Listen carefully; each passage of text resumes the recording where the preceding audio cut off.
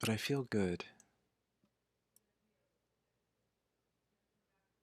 Yeah. I want to do some of this Ascension deck because I haven't gotten to play with this too much yet.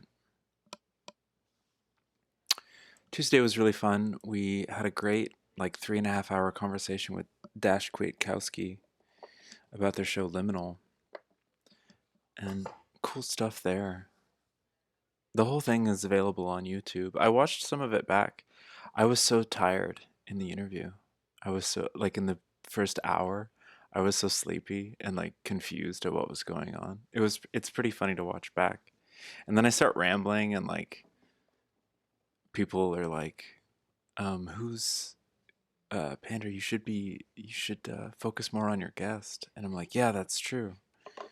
Nobody said that explicitly, but I felt that way when I was watching it back and I was stoned on the pot, which makes me prone to intense self criticism. It was a really good conversation, a really fun stream. Time. God, these are so slippery. Cool stuff indeed. Time, wisdom, compassion, power, shame, judgment, sexual dysfunction, hopelessness, blame, expression. They're so slippery. Oh my god. These cards are so slippery. There's my pen I've been looking for. Do you ever use a pen and then it goes away for 3 days and then it comes back and then you've got your pen back? That happens to me. That just happened to me just now. By Jove. Yeah. I just wanted to be a little chill today. I might even like put on some music or something. I don't know. Maybe not. It's nice to like set a mood, but it also becomes noisy when people are listening to other things at the same time. God, these are slippery. They're so slippery. Wow. Very expansive. This is exciting. Yeah, Monster. He's come from an author, a channeler named Jamie Price, who I've been sort of vaguely following for a few years. She tends to work in similar circles as a lot of my favorite authors and channelers and stuff, and she's friends with the woman who made the Galactic Heritage cards, and these deal with um, many of the same civilizations, so it's very much in the wheelhouse of like what I've been doing on stream.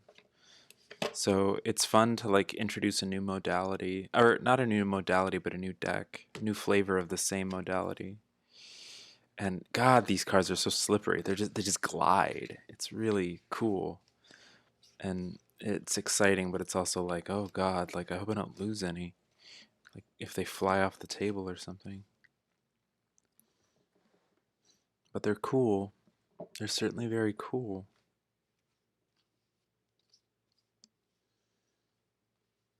I think I'm just gonna like shuffle this and pull a couple of cards and read about them. Is anything else new in y'all's lives? Yeah, it comes with a little guide. There's a book here. It's pretty cool. There she is. She's very pretty. Oh, there.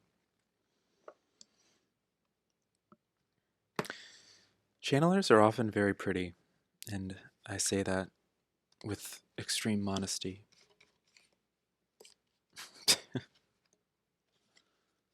Extreme, the utmost, the most severe of modesties.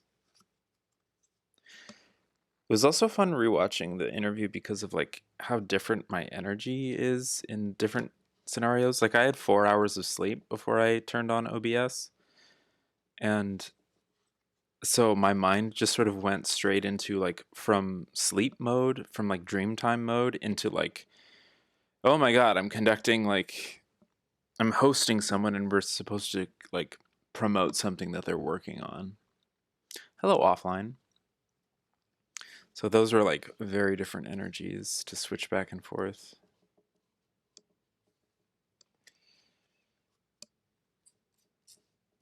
God, these are cool.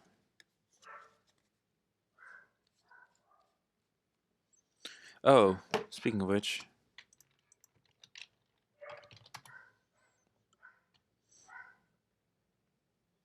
Queue's open in case anyone wants to sign up for an individual. Generally, the individual readings have been Galactic Heritage cards, but we can do some of this like Cosmic Ascension deck too, if people are interested. You can just like say which one you want, if you want to. You got sick from a streetlight show. I was just thinking about them earlier today. That's too bad he got sick. But I hope the show was fun. Let's see if I can shuffle. Oh, no. No, not at all. Not in that way. It's not going to work out for Old Swan. I think I'm just going to do the old pile method. You'd like to be second? You can do exclamation mark join.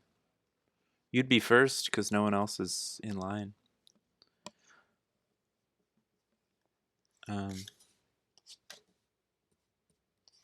We could even do you first right now.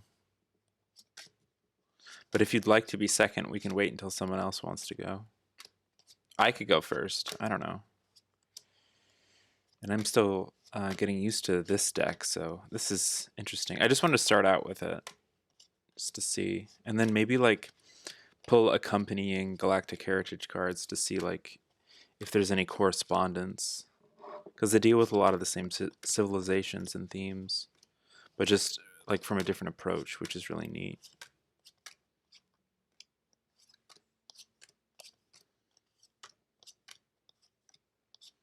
You want to observe first? Okay, cool. Well, I can go first because I'm literally just experimenting. I'm spitballing.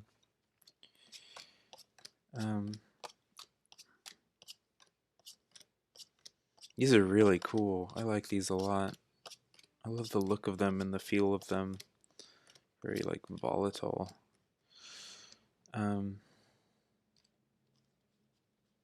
Let's do 4 and 6.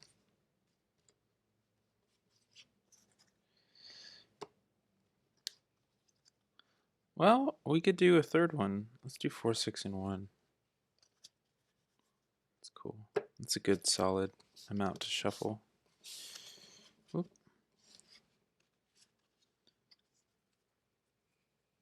Cool beans.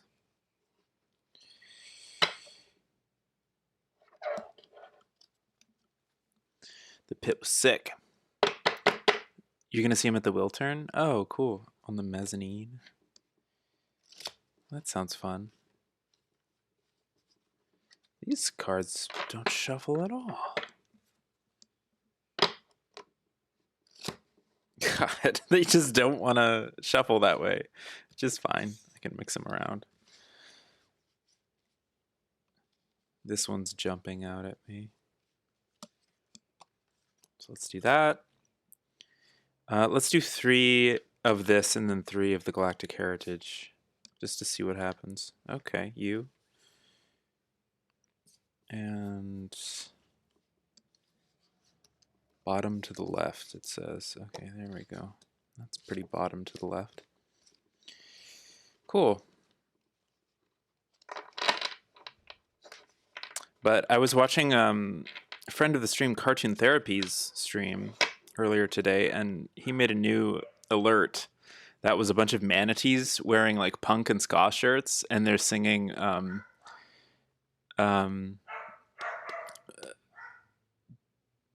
what's that one streetlight song that's like, I've got a gun in my hand, but the gun won't cock me. Yeah. Can't stop staring at the tick-tock clock, and even if I could, I would never give up with a vest in my chest, a bullet on my lung. Can't believe I'm down with my song unsung, and if I win it, I want to bury me alone. Point, counterpoint. That's a great song. Forgiveness. Cool. Serious initiation. Forgiveness. Very cool. Just going to read about forgiveness, I guess. Serious. So there's 4 suits to this deck.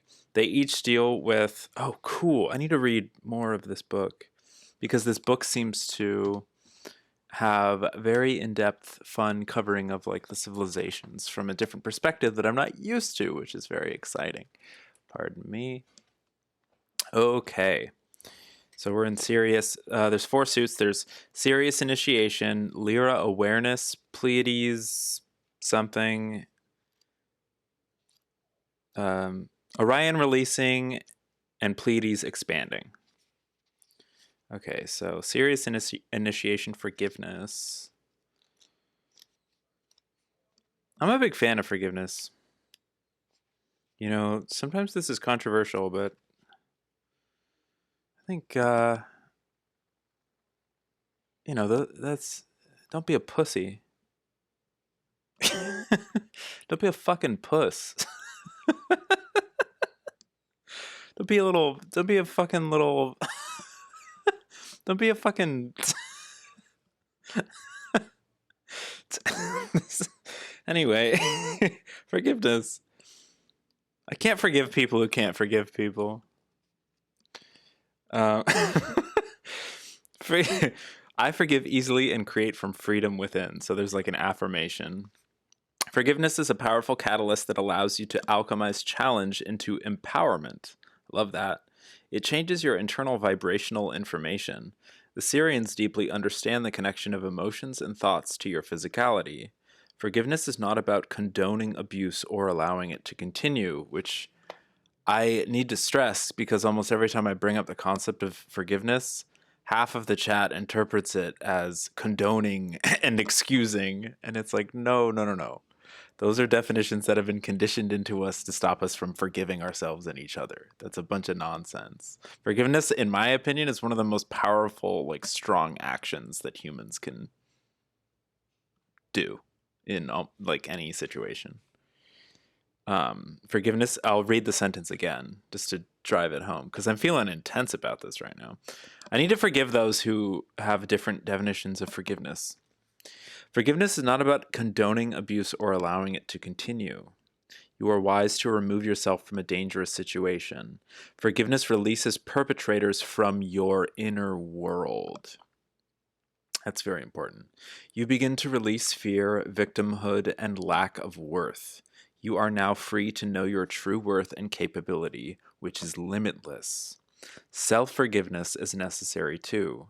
There is often anger and guilt for what is first perceived as weakness or failure. This card reminds you that as you forgive within, you are enhancing your courage and capability. From this empowered place, you are able to perceive the root cause of another's behavior and recognize that their insecurity is stronger than their love.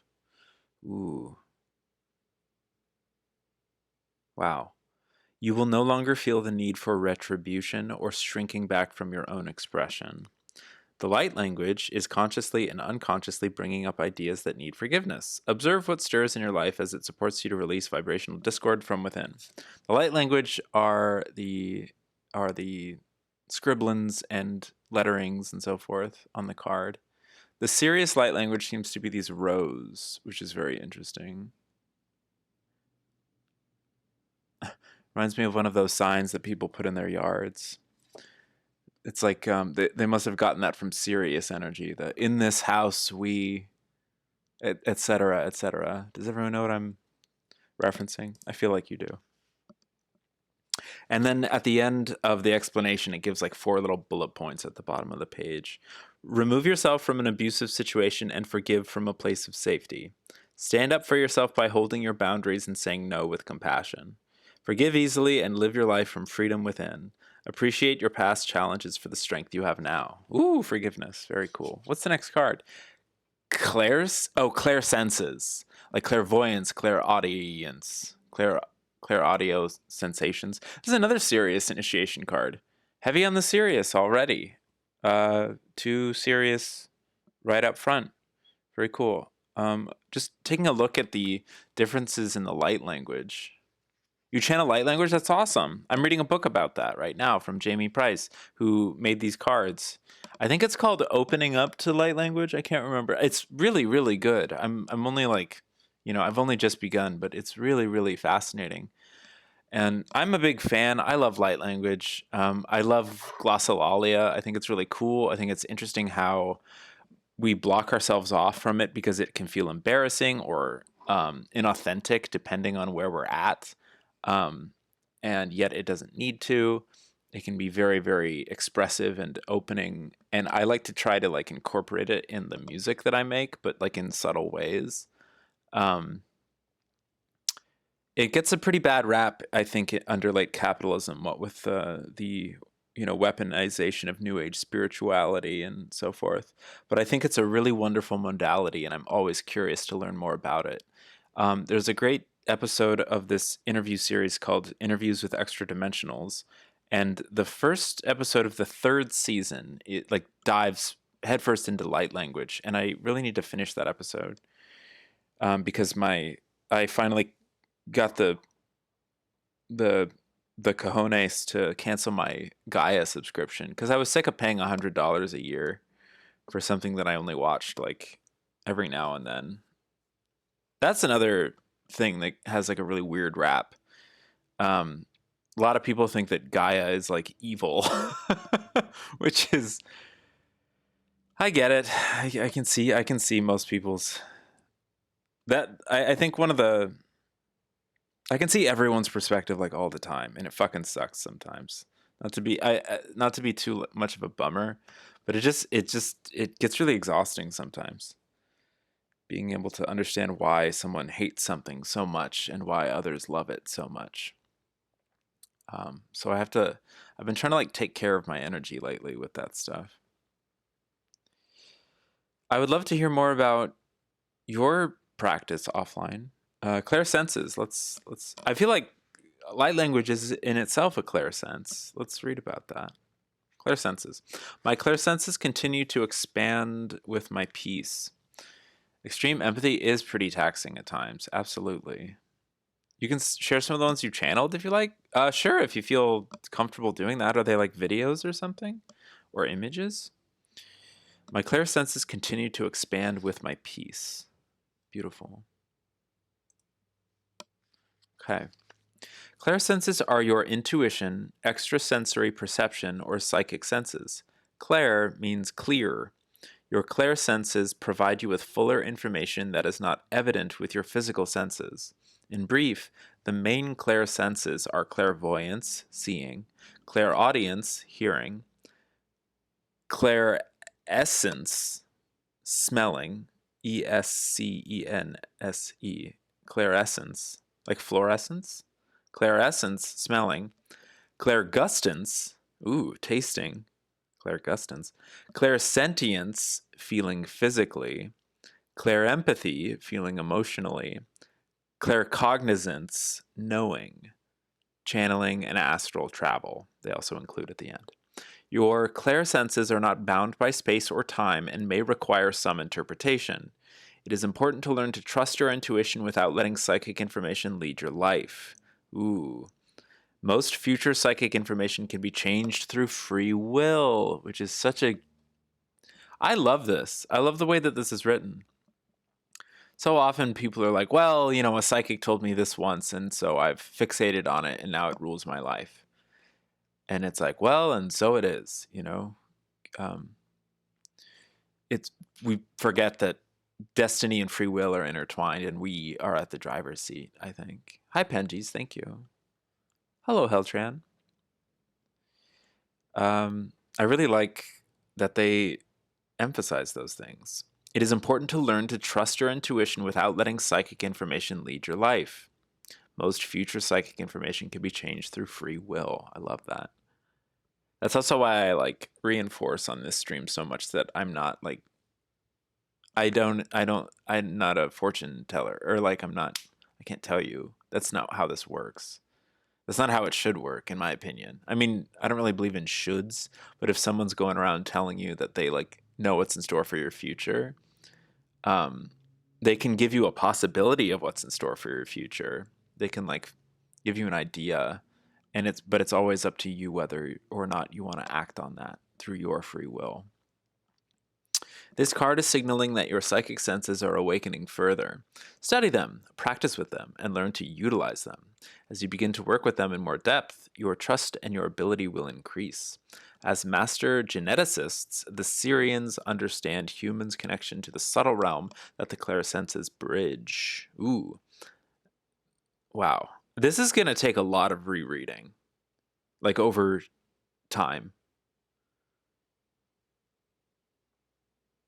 Like I really, really am enjoying like the perspective of these cards in like as a complement to what I'm already familiar with in the Galactic Heritage cards. This is really cool. Predestination and free will seem to be antagonistic at first glance. I think it's hard to wrap the head around it sometimes. Yeah. It reminds me of like a curse or trapped, feeling helpless or hopeless because it's like, well, the track's already been laid out for me. And oh, woe is me, I am destined to fail or destined to be this way or that way or and it's like, okay. If you want to carve that into stone for yourself and for your life, like so mote it be. I think recognizing our limited experience of time is pretty key to understanding. Yeah, I think that that can be a great motivator as well. Understanding that like our human experience um, does deal with the structure of limited time and lifespans, and we can use those factors as inspiration to create and collaborate. It's exciting.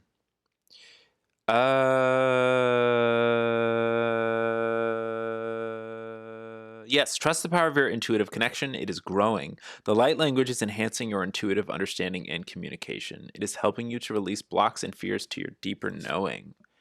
Very cool. Become aware of your clairsenses in everyday life. Trust your inner guidance. Do not solely rely on psychic information to make your choices. Honor your ability to create. Meditate more to enhance your clairsenses. Those are the 4 points. Very cool. What's this next card? Unity. Pleiades expanding. Unity. I love that. Let's take a bigger gander at that. Let's welcome to the new segment. Let's take a pander gander. You know how that one guy has a closer look? Well, we're about to take a pander gander. That'd be a fun little sound alert. Unity. Pleiades expanding. I love that. Love that big swoopy S. The Pleiades light language is really cool because it seems to have like groupings of characters that are almost contained or formed or shaped by larger lines. Like that big curvy S that we see is housing or cradling these smaller groupings of characters that are very individualized. Unity. That's cool. There's unity within the group. There's also unity within the same structure that these two things can be so different. Like this is a larger grouping than this. There are different characters in this, and yet they're still bound, even though they may not even be able to see each other. There's still unity because this same curving structure houses both of them. That's very special. So often I hear in my life, I guess, oh, I just don't think I'll ever be able to see eye to eye with this group of people or something like that. And yeah, protect yourself. And live your life however you want to see fit. I just want to gently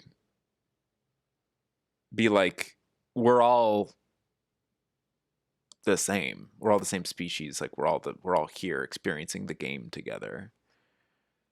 Like there's still players in the game, so to speak. Whether that's good or bad is up to the experiencer. And they may never see eye to eye. That group down here may never experience what this group up here is experiencing, but they're still wrapped up in the same burrito. Even if there's a fold of tortilla that separates them. How's that for a metaphor? Unity and forgiveness are super tied together, says Monster CC. Forgiving others is forgiving yourself. I agree wholeheartedly with that. And I think that sometimes it can take clairsenses to activate forgiveness. I love that. Like, they said something really interesting about clairsenses that was like, it was like it's not bound by time or something like that. And that happens a lot. That happens a lot in paranormal investigations. That happens a lot in daily routine life, for me at least, where it's like one day I'll just feel like a certain way, and then later that night there will be some big news event, or the following morning that will be like, oh, that explains why I felt that way like earlier. And it's not even necessarily like tied to time. It can be tied to space. It can be tied to all sorts of connecting factors. Forgiveness, unity. Let's read about unity. Pleiades expanding. Cool. So we have two Sirius and a Pleiades. Unity. I am unique and connected with all of life. The word unity stems from one, in quotes, and has the same basis of the word unique. Unity honors individuality because diversity strengthens the whole of life. The separation of physicality is obvious, but as you begin to focus upon the unseen truth of connection, you begin building a new future without the wounding of separation. The Pleiadians learn that this connection heals the fears that keep control and suppression spreading. Whoa. The Pleiadians learn that this connection heals the fears that keep control and suppression spreading. Jeez. That wound of separation. This begins with you honoring your uniqueness and yet holding compassion, strength, and hope for the whole. Anyone have hope for the whole in chat? You have the power of forgiveness and the courage of vision that others are still learning to access. Your ability to see connection supports your thriving. This card is beckoning you to your empowered knowing that you are safe to express and connect. When you see past the limited truth of separation, you embrace the expansive truth of wholeness, comprised of the beautiful diversity and sovereignty of life. Your power is knowing that you are not only unique, but infinitely valuable to the expansion of life on Earth. The light language is supporting your empowerment so you can easily embrace your uniqueness and talents and the talents of others. It is helping you move past scarcity that keeps people feeling unsafe. The 4 bullet points say, love and honor your unique choices, perspectives, and form. Appreciate the diversity in the world. Even those you disagree with are serving the evolution of love. Find a perspective of hope and hold that vision of improvement. Enjoy your talents and the talents of others as inspiring life. Beautiful. Monster CC says, I think emotions escape our time experience, but I'm not sure how I would prove it. Just a feeling. Yeah, I agree. I think that it's outside of empirical proof in terms of our current understanding of what empirical proof is. I think that emotions, feelings, love, fear, all sorts of intuitive expressions operate very freely outside of the boundaries of physical time and space. Heck, I think that was explored really beautifully in that movie Interstellar, where people are like love, you know, it kind of toys with that idea. I need to rewatch that movie. Yeah, like what's faster than the speed of light? Well, love is. Well, that sounds like a Hallmark card. Well, if that's the closest thing we have to understanding that. Like if Hallmark is closer to understanding quantum physics than like a you know a stuffy peer-reviewed scientific journal, so be it. Right, like love is greater than gravity. I know, and I'm being really reductive with these with all my complaining. I'm sleepy and I like to shove a little sass and attitude in cuz I get tired. It feels lonely. I think that's where I operate from when I'm getting too sassy with my opinions and my perspective. It gets like tiresome to just be like, to just have to have faith and be alone in that, even though no one is alone. And it's not necessarily like a shot in the dark. Yeah, Monster CC, exactly. So, kind of really quickly, just before, I don't know if offline is still here. But I wanted to see, I wanted to pull 3 Galactic Heritage cards and just see like if they had any sort of like connection with the 3 cards that we would pull from the Cosmic Ascension deck. So I'm gonna put this deck over yonder. I'm going to keep these over here. Here, I'll actually move this.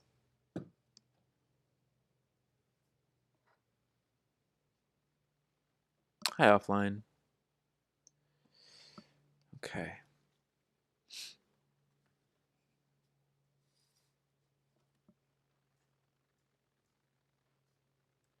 It's pretty exciting.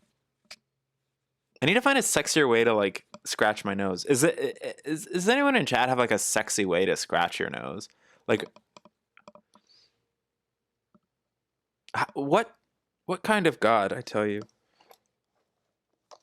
I am so open to submissions. Loneliness is so interesting when you can recognize unity. It makes me think I should appreciate it more as a human. Yeah. I think that, yeah, it doesn't always have to be like a negative experience or have that connotation. Scratch nose and then wink.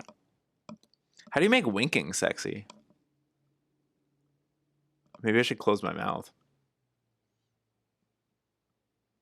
I can't. I don't think I can sincerely wink with your thumb going forward.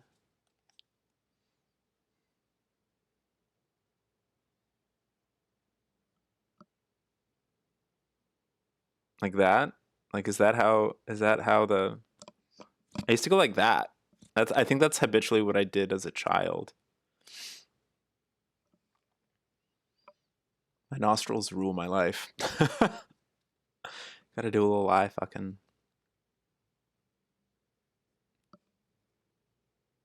We did a little romance tarot pull for me with Dash. That was a lot of fun. That helped me get back into my eye fucking mode. If I re-download a dating app, should every photo be like, I think so. Never thought about wings much until Megan on the Sunny podcast was like explaining how she hate wings. Yeah, that's funny. With sniffing. Okay, offline. All right, let's do a quick little 108 card shuffle here.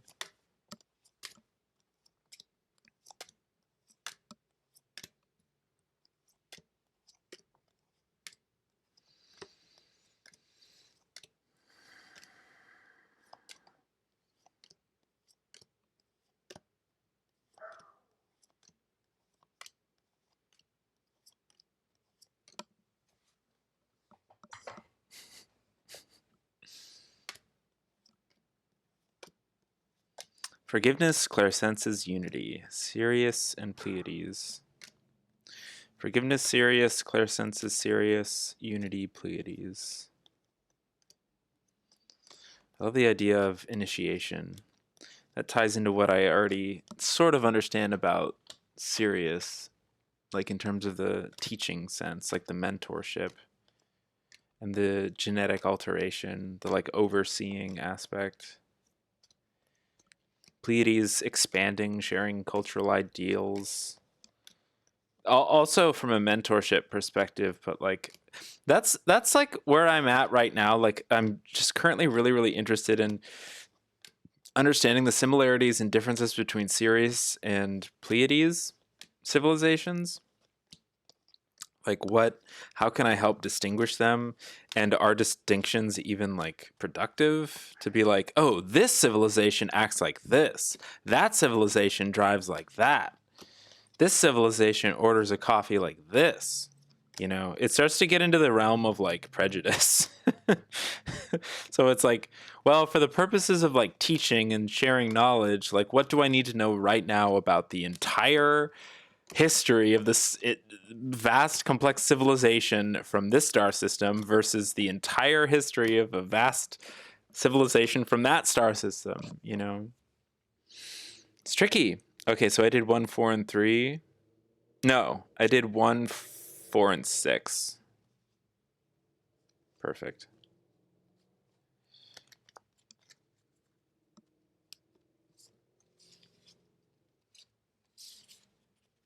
Tra la la la la. You guys ever just like skip to your loo and go tra la la? Reductive with purpose, right?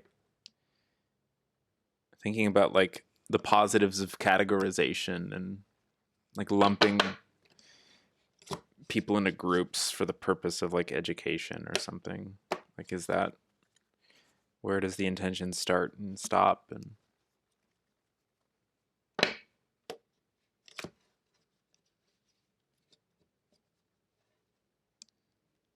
right there. Top and bottom. Tippy top? Okay. And tippy bottom. One up from there. Okay. Okay. Let's see what these are. Change. Andromeda parallel. Interesting. I was half expecting to see a Sirius or a Pleiades. I almost want to flip these over like really, really quickly. Yeah, hell, let's do it. So we have a Vega, we have a Sirius. Okay.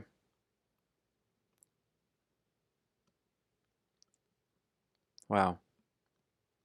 Andromeda, their paradigm of reality is defined by change. I'd like to learn more about Andromeda. And we got the card that even just like very deliberately references change. This is interesting. Change. In physical reality, change is the only constant. We spend so much time and energy trying to keep things the same that we miss the profound experience that change brings. Andromedans live in a very unusual reality paradigm. That of constant change. The change is so dramatic that the only way to orient yourself in reality is to have a strong inner compass based on consciousness. You have pulled this card because either you have a strong connection with Andromedans, you love change, or you need to connect with Andromedan energy and let go of the fear of change. This is your next lesson. Change. Wow. Well, immediately, the change of incorporating a whole new deck, but also like beyond that. I think the change that forgiveness can bring. I almost want to do it like analogously, like this to this and that to that and this to that, etc.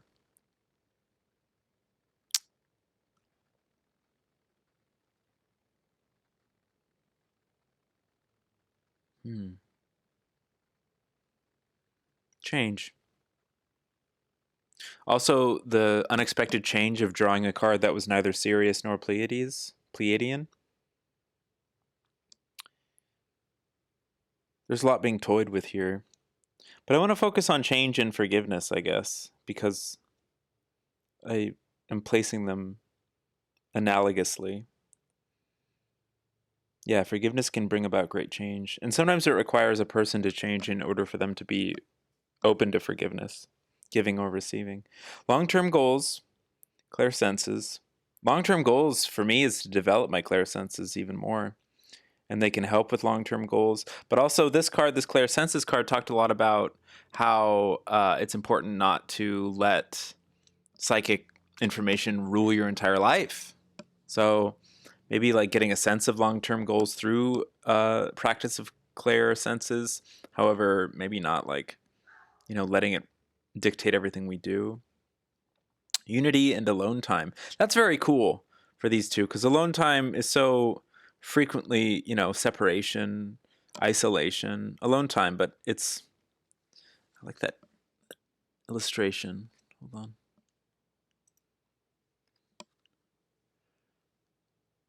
Little character like being zoomed in, pulled out from this city, this like civilization almost. Alone time. We can be alone when we are in unison. We can be alone as one. We can be alone within a group.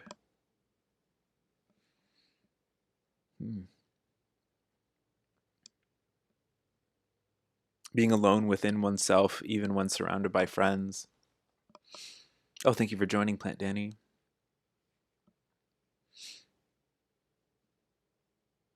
I want to read about long-term goals really quickly and alone time. The long-term goals of the Syrians lasted for generations and spanned thousands of Earth years. This required extreme focus, discipline, and dedication. Many people who had Syrian lifetimes still retain this ability to focus and carry out long-term projects. Use this pattern as a skill that can benefit you greatly in this life, especially in regard to your spiritual development. If you have difficulty completing long-term goals, then seek out ways to move beyond this resistance. An ability to be focused and disciplined in spiritual growth is essential. Let your Syrian forefathers guide you. You found your sketchbook. Cool. I've been thinking about long-term goals a lot recently, Ashley, because I've been trying to get Star Pals going again. And I have like 30 other things that I'm like trying to do at the same time. So it really depends on like what I'm focusing on what day and what I'm most drawn to. So that's been something interesting to think about. 25. Ancient Vegans were solitary beings. They often spent large amounts of time alone in quiet contemplation as a way to remain centered, so that they had enough energy to be of service to their community. I know how that goes. Oh my God. In current times, most people don't create the space to have this alone time that is so very vital to their well-being. Take a look at your need for this essential quiet time alone. Give it to yourself, not only for rest or activities that recharge you, but to look deep within yourself and work on your inner challenges. This is a fundamental need of all humans. This need can no longer be ignored. Yes. The commentary talks a lot about like how Earth reality can feel very chaotic. This is cool. This is interesting. All right, I want to move forward though, and I want to give offline a reading. Offline, would you like a Cosmic Ascension reading, a Galactic Heritage card reading, or maybe something both together? That might take too long if we do another both together. I might have to like charge for that. So let's just focus on one deck. We can just do the Galactic Heritage cards if you want. Or I could just go really fast and we could do both. No, I'm changing my mind too often. Do you have a preference for deck? Oh, you said light. Let's do the light language deck because you were drawn to the light language. Let's do that. Let's do that, and then maybe for fun, I'll do some Galactic Heritage stuff afterwards. Let's see what happens. But let's start with this deck for you. Oh, do you want to ask a question? You can definitely ask a question. Or also, I'm like deciding everything for you, which is very rude of me. Do you have a preference for which deck you want a reading from?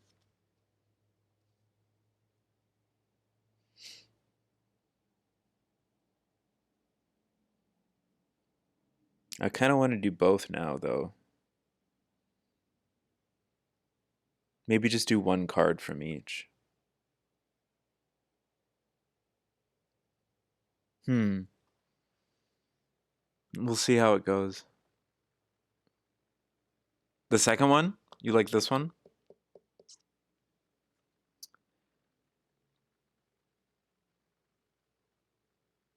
Yeah, I'll focus on the one you want to focus on. And then just for fun, if I feel like pulling from the other deck, I'll do that. But what's your question?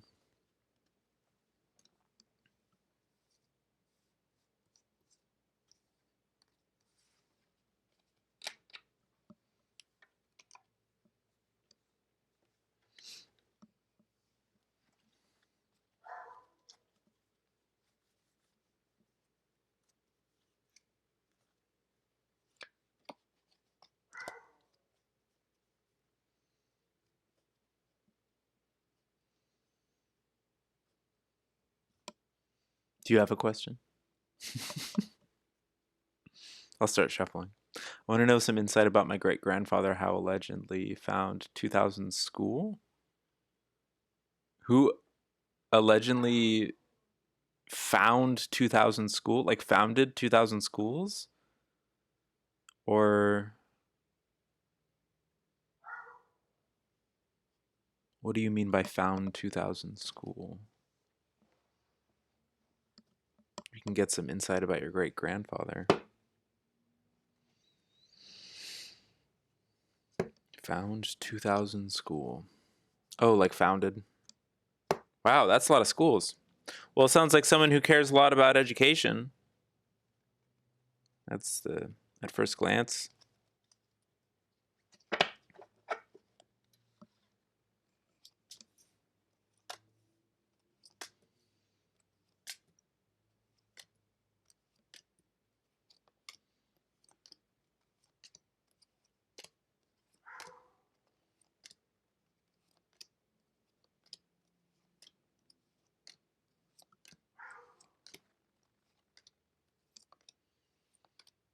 Hmm.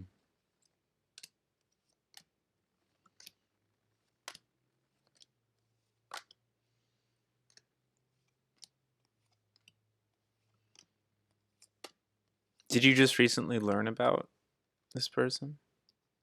That's a gift.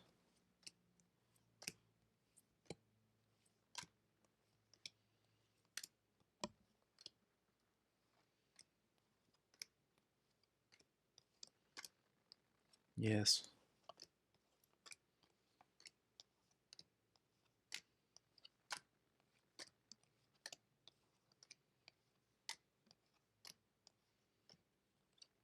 What? I hesitate to ask questions, but like, they weren't like residence schools, were they? Like, what kind of schools were they? I just like have to ask, but you don't have to answer. I just am immediately, like, my mind is racing too much.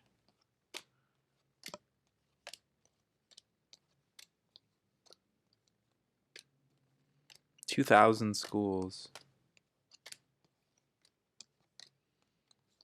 You want, that's quite a teacher. You're baffled.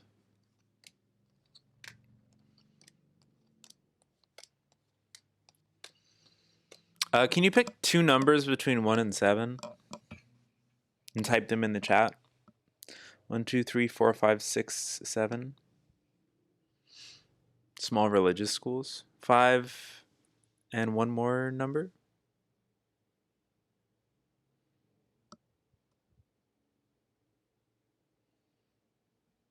5 and 3. Thank you.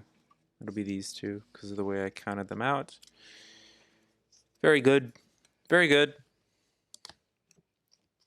Very good. Okay. Very good. Very good. Very cool. Very fresh.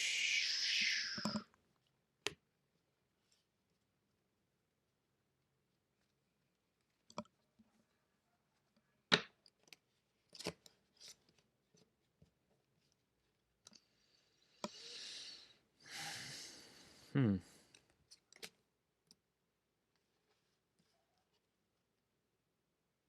Hmm. Okay.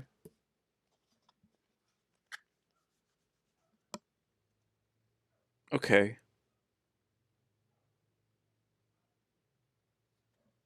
Okay. And then there was also this sort of like fourth card that came out. Linear thinking. Zeta Reticuli passed. Linear thinking. That concept. Consequences. Cause and effect. A plus B equals C. Linear thinking. Let me read a little bit about that.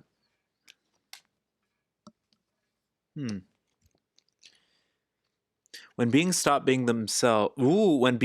themselves from feeling emotion, especially fear, and resort to only logic to navigate through reality, reality becomes very limited. New ideas that don't conform to the formula of linear thinking are rejected without exploration. This card recommends that you look at your patterns of limited thinking and see how they restrict the experiences you have in life. Let yourself begin to think outside of the box and explore new ideas that previously seemed impossible. The Zetas had to do this in order to heal their species, and most likely so will humans. Why not start now? When a person or society resorts primarily to linear thinking to navigate reality, it creates a very rigid box of perception that creates limitation. This is why the Zetas could not see a way out of the box that they created that nearly destroyed their species. It's vital that we somehow reconnect with our intuition and emotions to navigate away from that fate. Small religious schools, that feels like linear thinking. Cosmic midwifery, that transition between life and death, birth and death, the balance that comes with coming and going, in and out of incarnations. Cosmic midwifery. Always, of course, cradled by unconditional love. Interesting. All civilizations need guides, seen and unseen, that help them grow. The Arcturus energy has guided humanity from a place of compassion and unconditional love since its inception. This plays the role of a cosmic midwife, assisting us through birth and death in the physical reality. This energy also helps us through major life transitions. You've pulled this card because you have a connection to the Arcturus energy in this life or another. That energy is working with you again. To reconnect, visualize a bright orange star and breathe in its energy directly to your heart. Wow. I wonder what that has to do with your great-grandfather. Balanced relationships.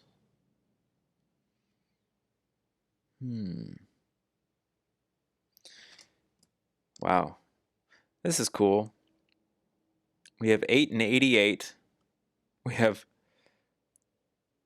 32. This is 2 8s, but altogether there are 3 8s. Balanced relationships. Right here, this feels like it sets up a dichotomy between separate intentions, possibly the intentions that were made with the founding of these schools, these 2,000 small religious schools. Off the bat, it feels like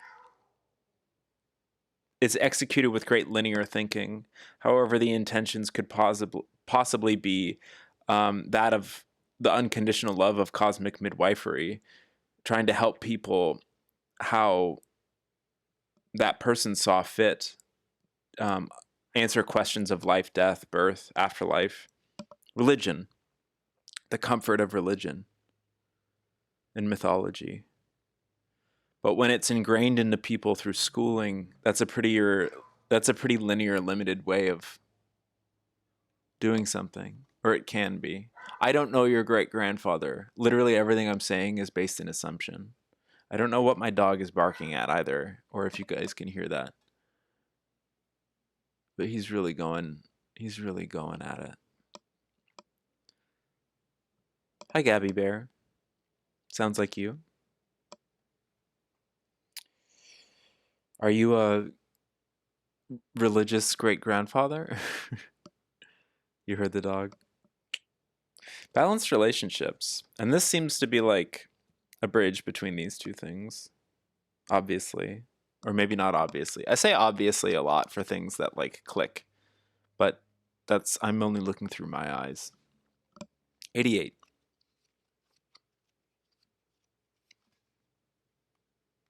I can only speak from my perspective. The challenges in human relationships happen from expectation. The expectation. The expectation that the kids are gonna like be indoctrinated. I don't know. See, I'm going down this like certain like path of like what kind of schools were these? And it's not my place to ask that, but it's like I have no other path for my mind to wander to right now. Like, what was the intention of creating 2,000 small religious schools?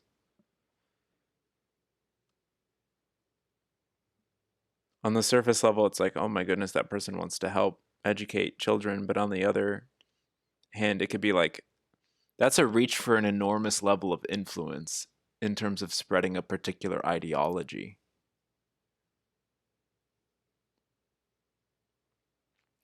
I meant the limited thinking and building my own box and being stuck part sounded like you. Oh, for sure.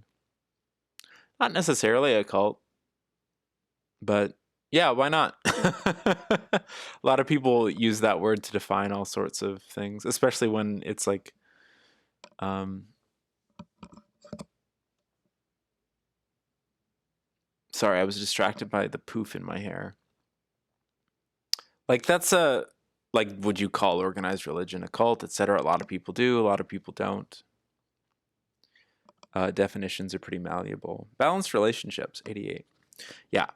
The challenges in human relationships happen from expectation. We expect our partners to become who we want them to be, rather than allowing them to be who they are naturally. This card suggests that it is time to take an honest look at the relationships in your life and your expectations. Can you be 100% present as a friend, family member, or partner without expectation? Or if expectation is placed on you, can you ignore that pressure and be your natural self anyway? This card points to a karmic pattern ready to be released, and this future Pleiadian energy can assist you. Future Pleiades. Yeah, it seems like, yeah. Yeah. So past generally deals with something that like needs to be worked through. So the past card here is this linear thinking, which makes a lot of sense in terms of building 2000 schools of like a religious nature. Parallel over here, that's that cosmic midwifery, unconditional love, like just the loving intention of trying to help people by spreading your spirituality, your religion, your ideology, because it, you may hold the belief that it can help others deal with their big cosmic questions of life and death. But of course, the future Pleiade, like the future suit, future referring to like a transcendent, enlightened, like retrospect. Like, oh, how silly I was acting in the past to think so linearly. Now I have a better understanding of balanced relationships. And this, right off the bat, was like, we expect our partners to become who we want them to be rather than allowing them to be who they are naturally. You could take that same sentence and replace it with students. We like teach, like, it depends. We expect our students to become who we want them to be rather than allowing them to be who they are naturally. It was somewhere where the people didn't have support from the government. Oh, okay. Okay. Okay. I'm getting like a big residence schooling vibe. I don't know. I don't know enough, and I'm projecting. All I can do is project. Um, because you asked a very specific question, and I don't know your great grandfather, and I don't want to pretend like I do. I could pretend, but I don't think that that would be very fair. I think it would be spiritually irresponsible of me. But immediately when I started shuffling the cards, I was like, "Wait, 2000 school?" And I just immediately like my mind went to like the little information that I understand about like the way that certain educational institutions have been made historically in certain civilizations. Well, like to America, North America, in Canada and the United States, where there's residence schools where like indigenous children are kidnapped and like forced to become Christians in like these weird little schools. And it's like a nightmare. And that's immediately where my mind went as I was shuffling the cards. So if I was to pretend, I have like a very, very biased, like warped vibe regarding this person and their intentions. Um, what can be healed though through this like understanding is, or like a good tool for healing though is understanding like the balance of relationships. No children were harmed. Okay.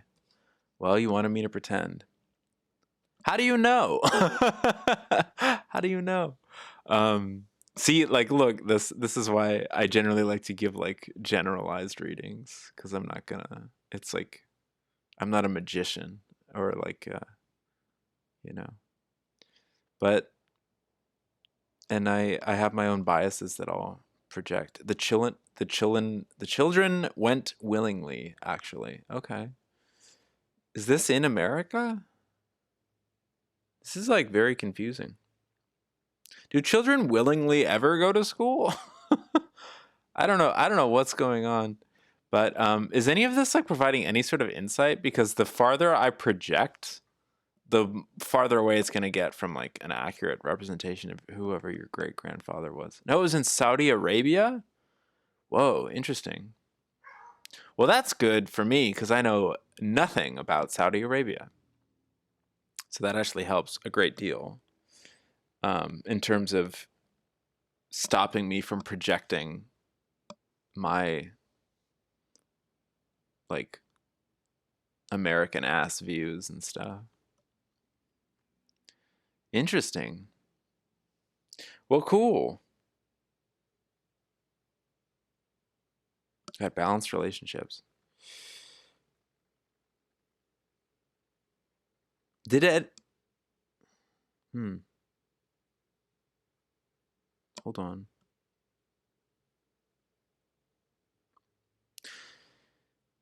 This card is connected to an evolved time stream of Pleiadian civilization in which interpersonal relationships are fully balanced. On Earth, humans use relationships as their classroom in which they learn their toughest of lessons. It's interesting that it said that.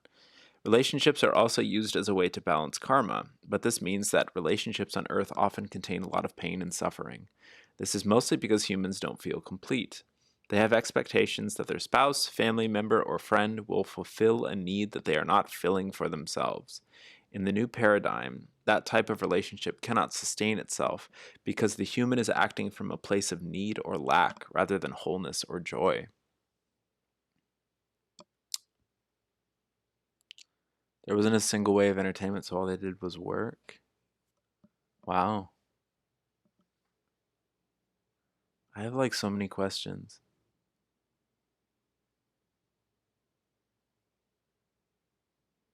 He wasn't from that land, he felt a calling, so he went there. What kind of religion was it?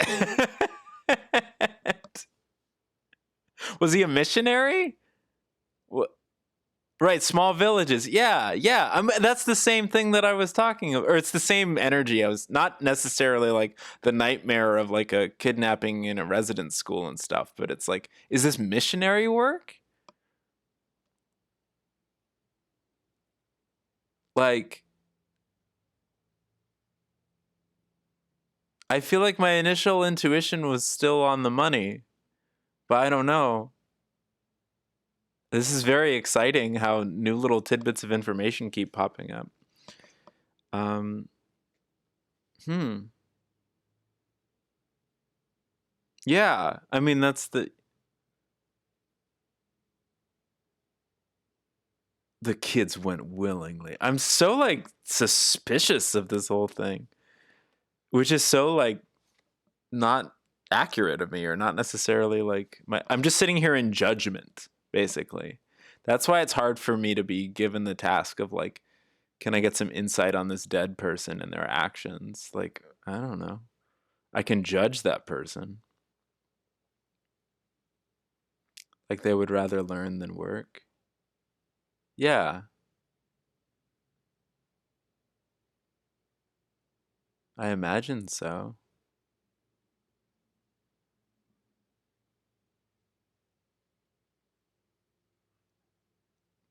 This is I don't know. There's way too much information that I don't know and it's probably better that I don't know it cuz I think the best thing for you right now is for me to just like kind of deliver information without any sort of like context. This is mostly because humans don't feel complete. They have expectations that their spouse, family member, or friend will fulfill a need that they are not filling for themselves. In the new paradigm, that type of relationship cannot sustain itself because the human is acting from a place of need or lack rather than wholeness or joy. Evaluate the relationships in your life. Are they fully experienced in joy? Okay. There's a lot going on here. What's this fourth card? Leap of Faith. Oh my god.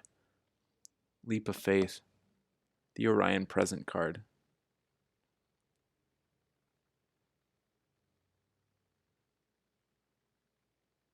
Wow. This is mysterious as hell.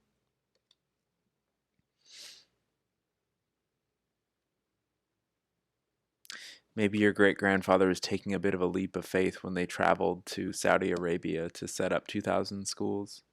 I'm assuming they were Christian. See, this is where it's like I can't. I I shouldn't even bring a denomination into it. I should just focus on someone who travels to another land to set up a series of schools of a specific religion. That certainly takes a leap of faith. Whether or not it's like the religion of the people in the villages, I'm assuming it wasn't because people. It just sounds like missionary work to me, like the tiny. No, he's from Saudi Arabia and went to a far part of. Oh, okay, okay, okay. Thank you. He was Muslim. Okay, okay, cool. Okay, okay. So now I am completely ignorant, which is very good. You're taking a leap of faith by even coming into this stream. Well, cool. Oh, that's interesting. Because where I come from, people who go around and like build a bunch of churches are generally like, it's really hard to like see them as having good intentions. So I bring a lot of my own bias into that sort of like narrative. Leap of faith. I need to take a leap of faith. Trusting other human beings. Leap of faith. Let's read about that. 57. For thousands of years, humans have been used to living with the mindset of polarity. We continually label things as good or bad, like I was just doing. If we don't know how to label something, we feel confused or insecure, like how I was just feeling. But now that it is time to integrate polarity and transform as a species, we must take a leap of faith, jumping off the cliff into the unknown to a realm where labels like that don't exist. We must learn to simply be with things as they are, without the addiction to labeling them. Oh my God. As we do this, our consciousness transforms and we heal, once and for all, the old wounds from our Orion heritage. Well, hell, that totally, like, hits the nail on the head in terms of, like, my entire process with this reading of, like, trying to judge your great-grandfather and try it based in, like, a lack of information, just trying so hard. And maybe that is something that happened in his lifetime, too, as he was going around and, like, setting up these schools. Maybe he was met with like judgment, and then people warmed up to him and stuff over time once they like learned more about his intentions. It's very linear of me to judge. It's very linear. Yeah, I wanna point all this back around on like the reception of your grandfather, like how other people in the villages may have seen. Maybe the change was scary at first. Judgment and resistance too, I bet. Yeah. Yeah. I'm just trying to find something productive to like it just seems that. And balanced relationship, the give and take of like trust. Learning from trusting a newcomer's intentions.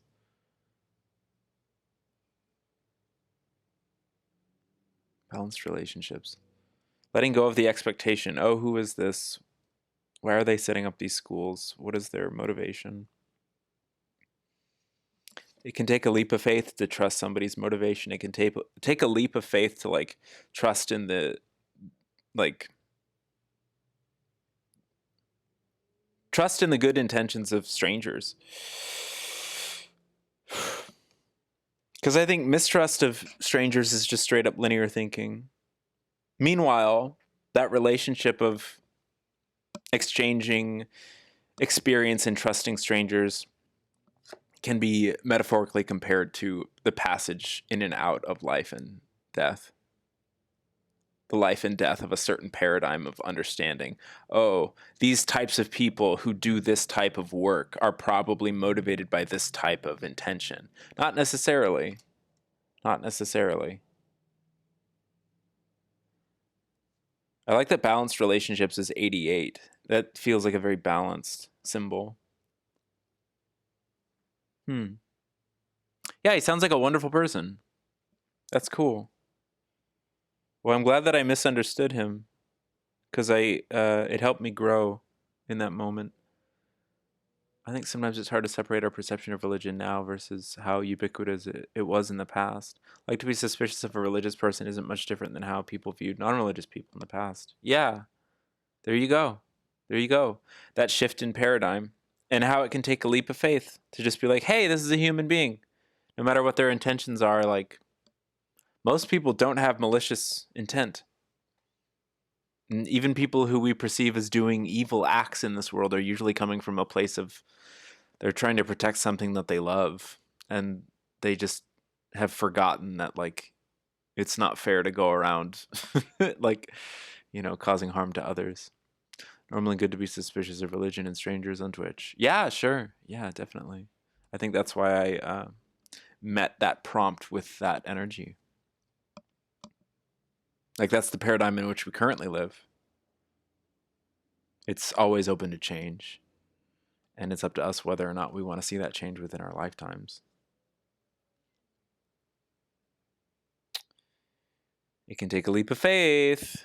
Wow. What an interesting and complex little reading. I would love to draw a card from the Cosmic Ascension deck just to sort of like cap this off. I'm just going to sort of like draw from the middle. What's this? Universal Flow. Cool. Universal Flow. That's a Lyra awareness card. Let's just read about that for a little bit. Universal Flow. Beautiful. Even those you disagree with are shaping the evolution of love. Yes, that was mentioned in something. Was that in the forgiveness card? How did you remember that verbatim? That's fabulous, Monster. Great job. You pass the religious class that in the school that I've set up here on Twitch. I'm surprised you guys trust me so much. Oh, I need to make chat like a little more visible. Let's bring that up into like 80, 88. Here we go. Oh, you wrote it in chat earlier. Fabulous. How synchronous. Shh. There we go. How very synchronous. Universal flow. Let's read about that. Lyra awareness. This is so cool. Offline, thank you for this. Thank you for asking about this. I flow easily with the natural improvement of life. The universal flow of life is unseen and often misunderstood. How appropriate. As you focus upon the physical world experienced with your senses. The subatomic structure of the atom mimics the universal flow of life. Life, like the electron, is drawn towards the positive, while neutrality stabilizes interaction. The negative electron supports change. Negative is not inherently bad, it is merely opposite. As you remain neutral, like the nucleus of an atom, focusing on the positive and honoring the negative, you enhance your flow with life. The Lyrans learn to embrace negative experiences as a catalyst for overall positive change. This is evolution. Ooh. Hello, Wizard Orb. It's good to see you.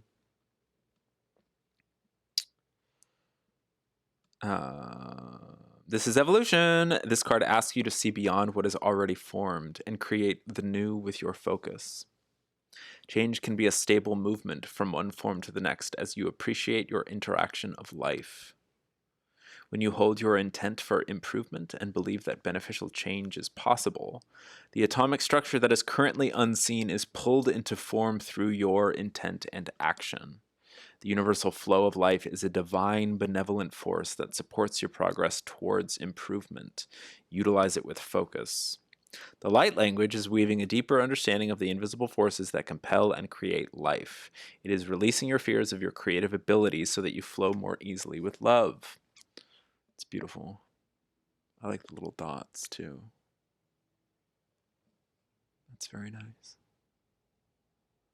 Oh yeah, Monster CC. We've always got some quantum physics stuff in here.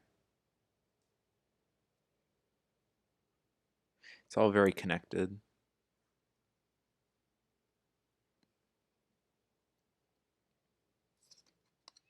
Hmm.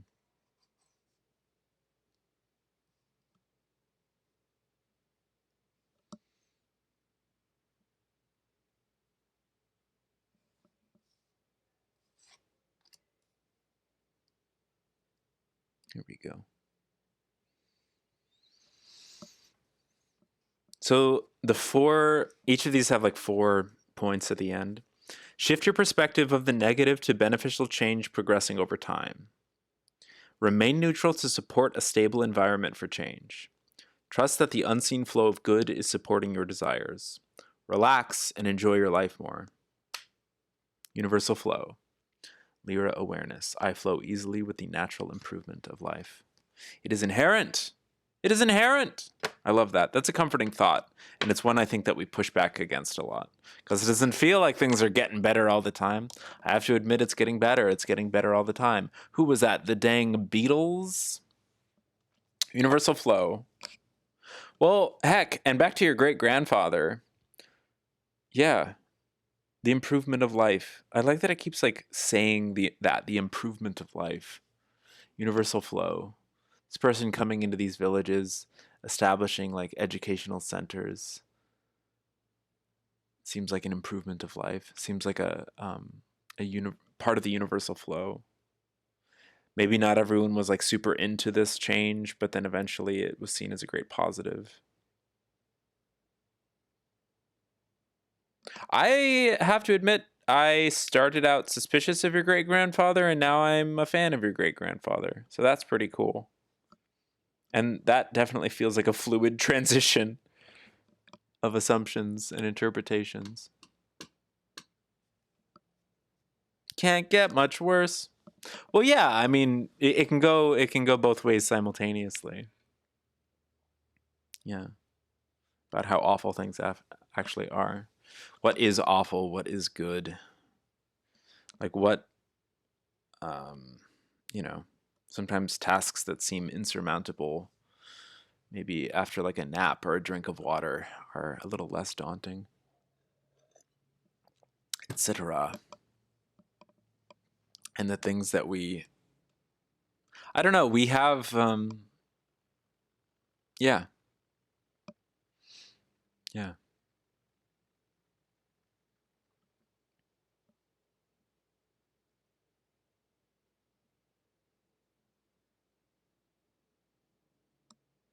it's nice.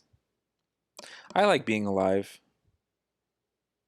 I used to not, and now I do. There was a lot of growth there. There was a lot of like necessary shifts in perspective.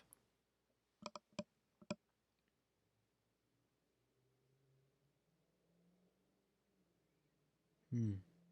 I like seeing myself as wrong. I think that like helps with just general like evolution through this universal flow.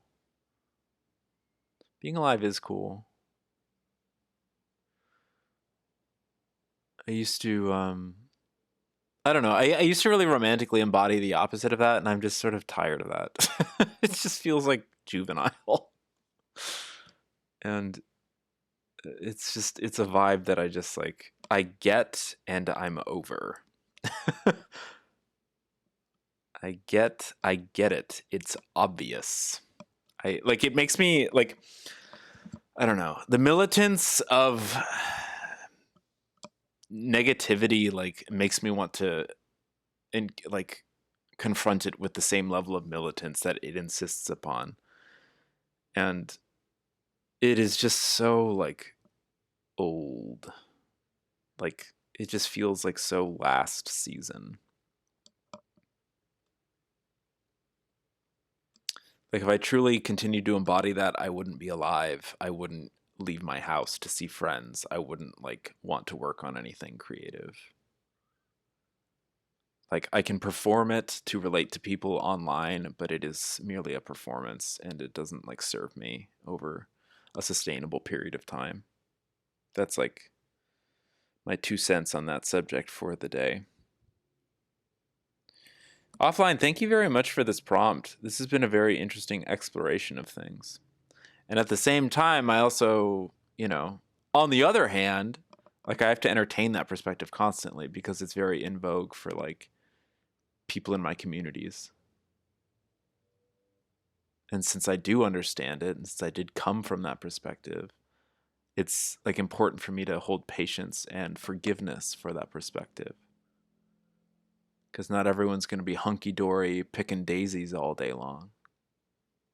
But again, to assume that it's that black and white, in my opinion, is juvenile. Balance, exactly. Balance. Plus, whenever I dig in too hard on something, it becomes hypocritical because I end up saying something that applies like 100% to me. That's kind of how criticism tends to work, I've found.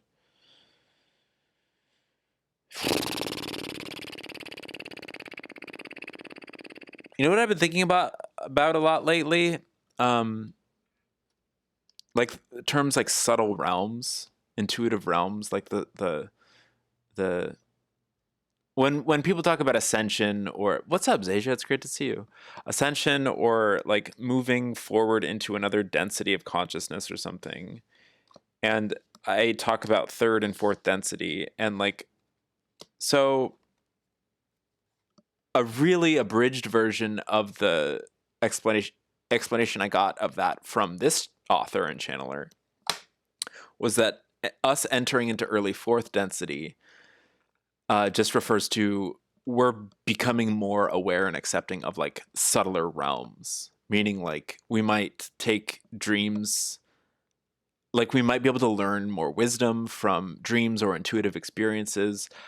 You see more and more people exploring things like psychic phenomena or paranormal, whatever. Like more people believe in that. Not necessarily that they need to. I feel like that's a symptom of just like us interacting with Earth in a more like subtle, energetic way, as opposed to a blunt, brutal, base, vile. I'm gonna chop down this tree and burn it so that I can like cook this meat kind of way.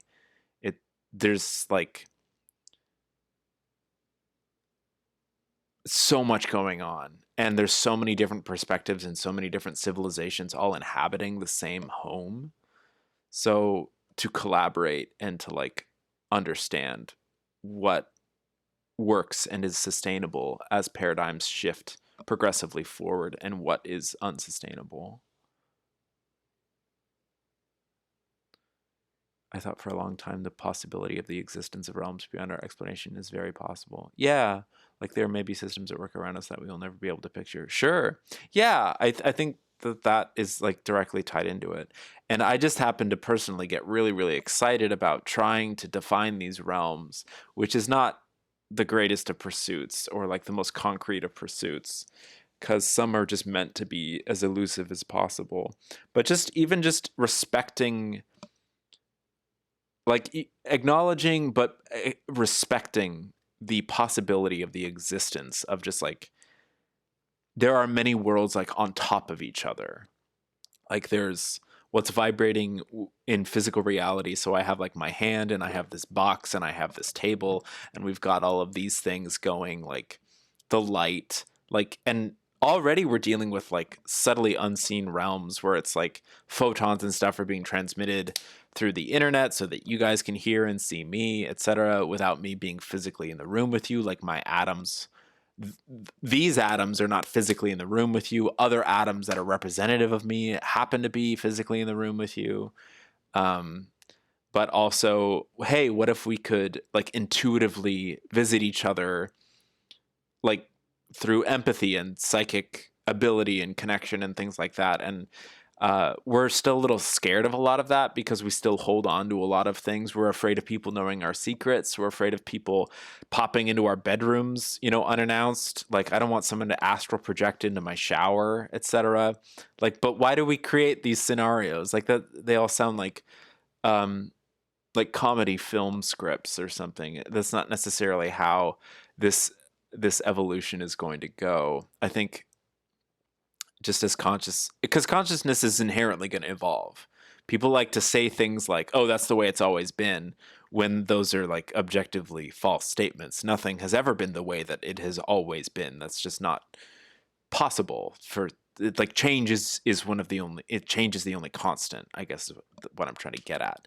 So to say like, oh, that's just the way that those things have always been, or that's the way it's all, like, things always are. It's like, okay, but what if we could, just gently crack open our perspective to allow for the possibility of something else, considering something else came before this paradigm and something else will inevitably come after.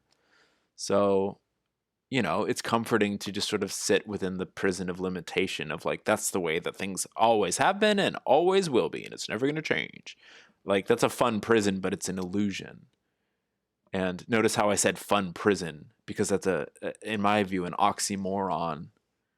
Like, it's like a temporary shelter to be like, that's the way things have always been. It's like, nah, I will fight you on that. Prison Island, exactly. Do I send pictures of the light language here? You can send them in here if you feel safe doing that. I have a Discord, but I haven't been inviting new people in because we got a lot of like crazy horrible people come in one day. Hey Zario, how it's always been, and it's just settler colonialism that very much did not always exist. Precisely. And a very specific brand of settler colonialism that is extremely young. Like, one of my favorite things to remind people of is how extremely young. Well, first of all, we could start with like a lot of major Abrahamic religions. They're very young. And then you want to talk about extremely young, like super baby? America, like the institution of the U.S. and even before, like, notions of the West and things like that in Europe and what the Occident and well, all of these notions of Orient, Occident, all these binaries, these dichotomies and stuff are extremely young. They are not that old. Like, the Earth is very old. Humans are very old. These notions, these separations, these wounds of divisiveness, like, that are used to weaponize and categorize and so forth, extremely, like, untested. And whenever they are tested, they seem to be unsustainable and, like, bad, so to speak, to bring judgment back into the equation. Anyway, I just wanted to get on my soapbox for 5 seconds. Because sometimes I feel like people want me to complain more about the state of the world on here. They want me to, because that's what they think politics are. Heck yeah. All right. What was I going to do? I was going to do a reading for Danny. Let's do a reading for Danny. Danny, do you have a specific deck you want to focus on, or do you want to do the same thing that we just did with offline, where we start with the Galactic Heritage and then we pull one from the Cosmic Consciousness Ascension deck? Because that's kind of a cool vibe, I would say. Do the new deck? Okay, cool. Let's do 3 cards from the new deck. I love it. I love it so much. Wow. Let me take a sip of water. Maybe some more coffee. I haven't finished my coffee. I don't know if you can tell, but I'm very sleepy. Thank you for being here. I hope my energy isn't too sleepy or combative. I feel very like... I feel like a grumpy ant who just woke up and is just like, get me a cigarette. You know?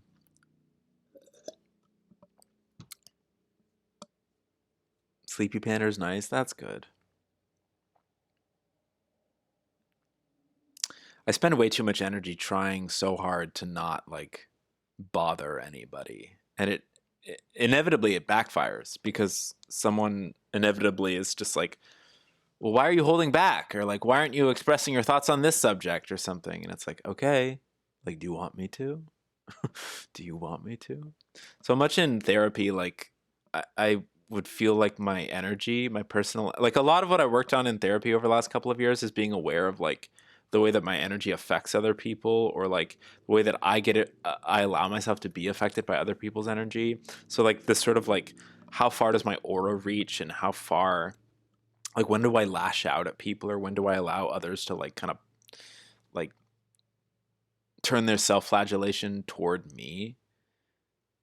And like maybe because I want to alleviate their own pain, I'm just like, oh, you should be mean to me so that you're not being mean to yourself or something. I don't know. It's interesting. But oh, I was gonna say something else that was vaguely interesting, but I can't remember what it is. You have a long intention. Hoo-wee. Well, that's exciting though. That'd be fun to introduce into the energy of this new deck. Offline here. I'll trust you offline. Well, here you could whisper them to me. You could post them in here. I could post a link to my Discord. I just have to make sure that like, you'll get booted if you start being a horrible human being. My Discord is a pretty like ghost town kind of a place. Okay.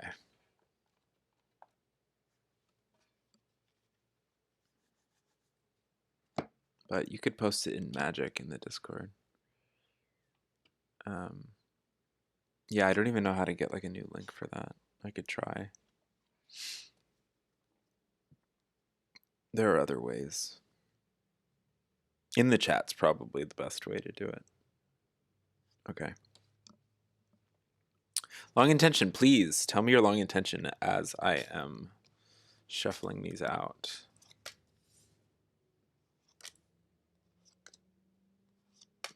I also have something that I've been like struggling with, is like constantly trying to control other people's perceptions of like stuff. So like when I do it, like for instance, a modality like this or a book like this or something where I get really, really excited about this stuff, but but it deals with freaking aliens, so I have to give everybody all of this like exposition up front and all of these caveats and all of these like introductions and stuff where I'm like, okay, if you don't believe in this, you don't have to, and this and this, and oh, I understand that this is a little weird, a little outlandish, whereas I could just skip all of that and just do the fucking thing and deliver the information and just be into it, and even sometimes speak irresponsibly definitively about it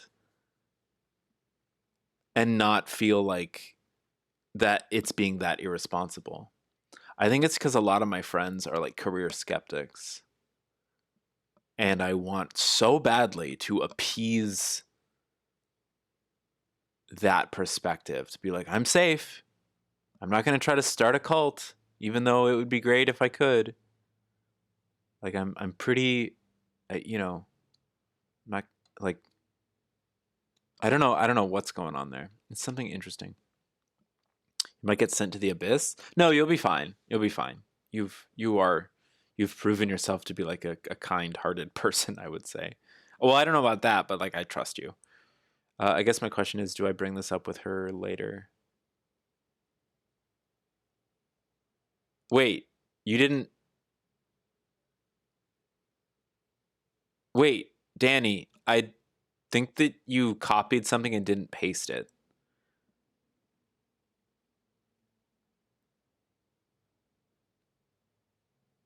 We like missed whatever the context is. It says it's okay if I can send it, or it's okay.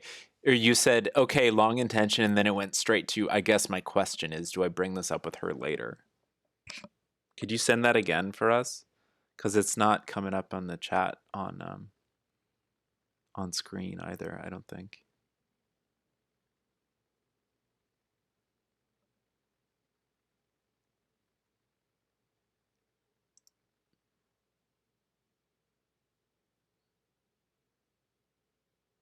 Yeah, I don't know. It won't send it, yeah. So if you could just break that up into 2 paragraphs or something, maybe. I don't know. It is quite an intention. I'm excited. Thank you for trusting me with the context of your life. Well, we can. This is a fun non-linear way to like understand your question. Do I bring this up with her later, or do I just respect her decision? And it's almost like one of those Johnny Carson things, and leave it alone forever, or Jeopardy. Like, what is? I want to push her because she's responded. Okay, I'm currently mad at my friend's active passivity, as my therapist dubbed it. She won't come to her friend's bachelorette party because she's anxious about spending the night with people she doesn't know. But I'm extremely fucking confident she would click with them and have a really good time if she just came. Told her she just listened to her anxiety. She said, maybe so. I just wouldn't be comfy, and I hate that so much. I see being comfy as throwing your hands up and going around the same mountain one more time. I feel like I gave her an opportunity to grow, and she threw it away in exchange for the same misery she's always had. Yeah, I mean, that's her decision. That's her decision. You can't force somebody to do something. You can like try to manipulate them or guilt them or whatever. Is she friends with the Bachelorette, or is she like a friend of a friend? Because that would be a good. That's immediately my like armchair. I'm assuming she's like a very close friend of the Bachelorette. Otherwise, she wouldn't have like nearly the same amount of energy. Very good friend of the Bachelorette. Yeah. Okay. Now I understand your perspective. Yes. Yeah. It's like, oh, that'd be so good for the Bachelorette. Like you want, yeah. And this is tough for me because I stayed home from a couple of my friends' bachelor parties because I lived so far away, and I felt like this great sense of shame and anxiety about going, even though I was like very close with the bachelors and bachelorettes, etc. But I just like lived so far away, and I was like not in a good place to go. Your question is, do you bring this up with her later, or do I just respect her decision and leave it alone? I wouldn't bring it up later. It's not. I don't think it's. But I mean, I'm not even reading your cards right now. I'm literally just like, because if you bring it up with her later, you're just gonna fight about something that already happened. You know. Do I just respect her decision and leave it alone forever? I want to push her because she's responded well to loving pressure in the past, but I also don't want to do irreparable damage. Yeah, I mean, ultimately the decision has to be hers. So you can offer your perspective and offer your advice and like sell it. You can offer her your sales pitch, but it's gonna have to come down to like it's gotta be ultimately her decision and stuff. But let's see what the cards say, just for added guidance. And also, I have to bring in my own biases. It's like I've definitely been in her shoes a few times over the last couple of years, but I've also been in your shoes a couple of times over the past couple of years. So I definitely understand where you're coming from, because that would be a very nice memory for everyone to have together. And if she's very close with the Bachelorette, she has no reason, and she's also friends enough with you. She could cling to you if the Bachelorette wasn't giving her attention. How do I forgive her then? Take a deep breath. I'm a shit therapist. This is why I'm not a therapist. How do you forgive someone? It's like asking me how you breathe.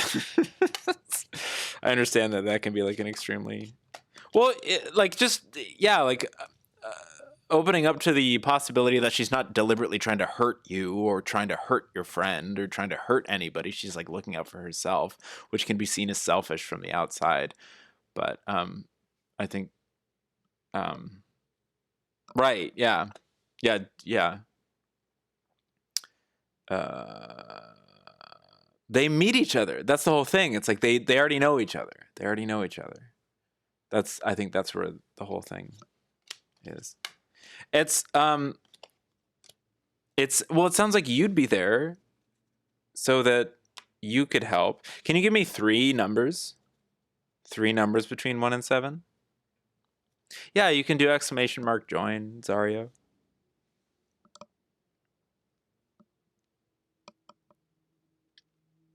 5, 6, and 7. Let's go. Thank you. Thank you so much, Jenny. And thank you for letting me scream and bully you. We're going on the tail end. Nice. I like that. I know. I have some friends who get like really mad at me when I like opt out of doing things and so forth. And it's just because they know that I would have a good time. They know that it would be a fun memory, and it'd be better if I came and added my own energy to the mix and stuff. But there were certain years when I would just said no to everything, and I just needed to. And I don't say no to everything anymore, but it was nice to know that that was like a temporary phase of my life. Like, people can grow out of this. People's like openness and comfort level with these sorts of scenarios can change. But yeah, immediately, like, I sympathize with your friend, because it's just like, oh, I've been there. I've been that friend. I've been that person who wants to stay home from the bachelorette celebration.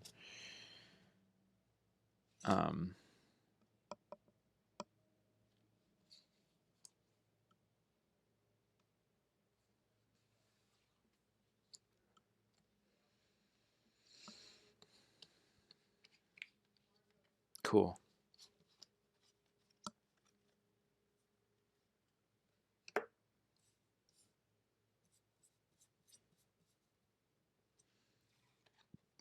Connection. Well, how about that? Connection. Pleiades expanding. Perfect. Connection. That's the theme right here. Twitch streamer Pandasaur loves to not go to things. I know. I live so fucking far away from it. It's really hard. It's really hard because it connects to like all of my like issues that I'm dealing with right now. It's like, I live far away because I live with my parents. I live with my parents because I didn't make these decisions to like have this amount of income and have this amount of stability. And I do those things because of these reasons. And I have to forgive myself. Otherwise, I'm going to like sit in torment of myself for the rest of my fucking life until I go to a store and buy scary weapons. It's like that's the level of mental stability that I deal with when it comes to like anxiety of like going and staying home from things. And people are like, why are you so dramatic? I'm like, everything is dramatic when we're dealing with like our own baggage and our own like traumas and shit. Like, I hate how much I stay home from things. And yet I am definitely characterized by that. It sucks. Like, I hate it. I'm always late to things, and I usually back out at the last second. And then when I do make it to something, it's really, really nice. But it's like, it's rare that I do that because I live 2 hours away from everybody. Anyway, connection. That's the theme right now. You'd kick me in the buns? Yeah. I don't know. I've also gotten a lot better at like balancing it, because it used to be all one or all the other. And now I'm like getting back to a point of like balance, like balancing my connection with other people. Because it's also exhausting to like, for me to be around other people for a long period of time. Even when I don't intend to be on, I like am, because I'm like mirroring the energy of the people who I'm like speaking with or something.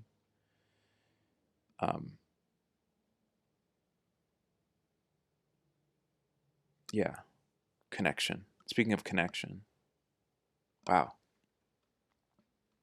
Where's that book? Connection. I think this is a perfect card for this scenario. And I'm very grateful for this prompt, because it's getting me to talk about things that I have issues with. Everybody loves when I make their problems all about me. Connection. There's a QR code in here. Connection. Pleiades expanding. Connection. I am safe to discover my infinite capability to connect. Oof. I am safe to discover my infinite capability to connect. Whew. You are a sovereign, unique being. The physical realm is the conditional realm of separation.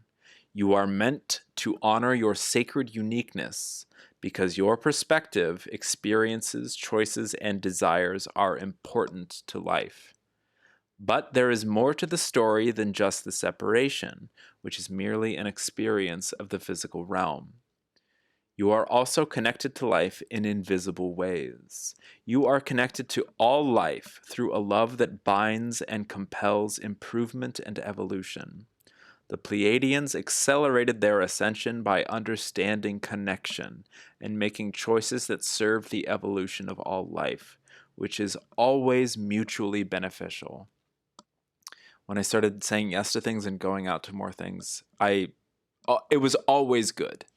Like, even though there would be like scary moments of anxiety or uncertainty, I was always safely back home somehow with a wonderful new memory to add to my storybook of my life.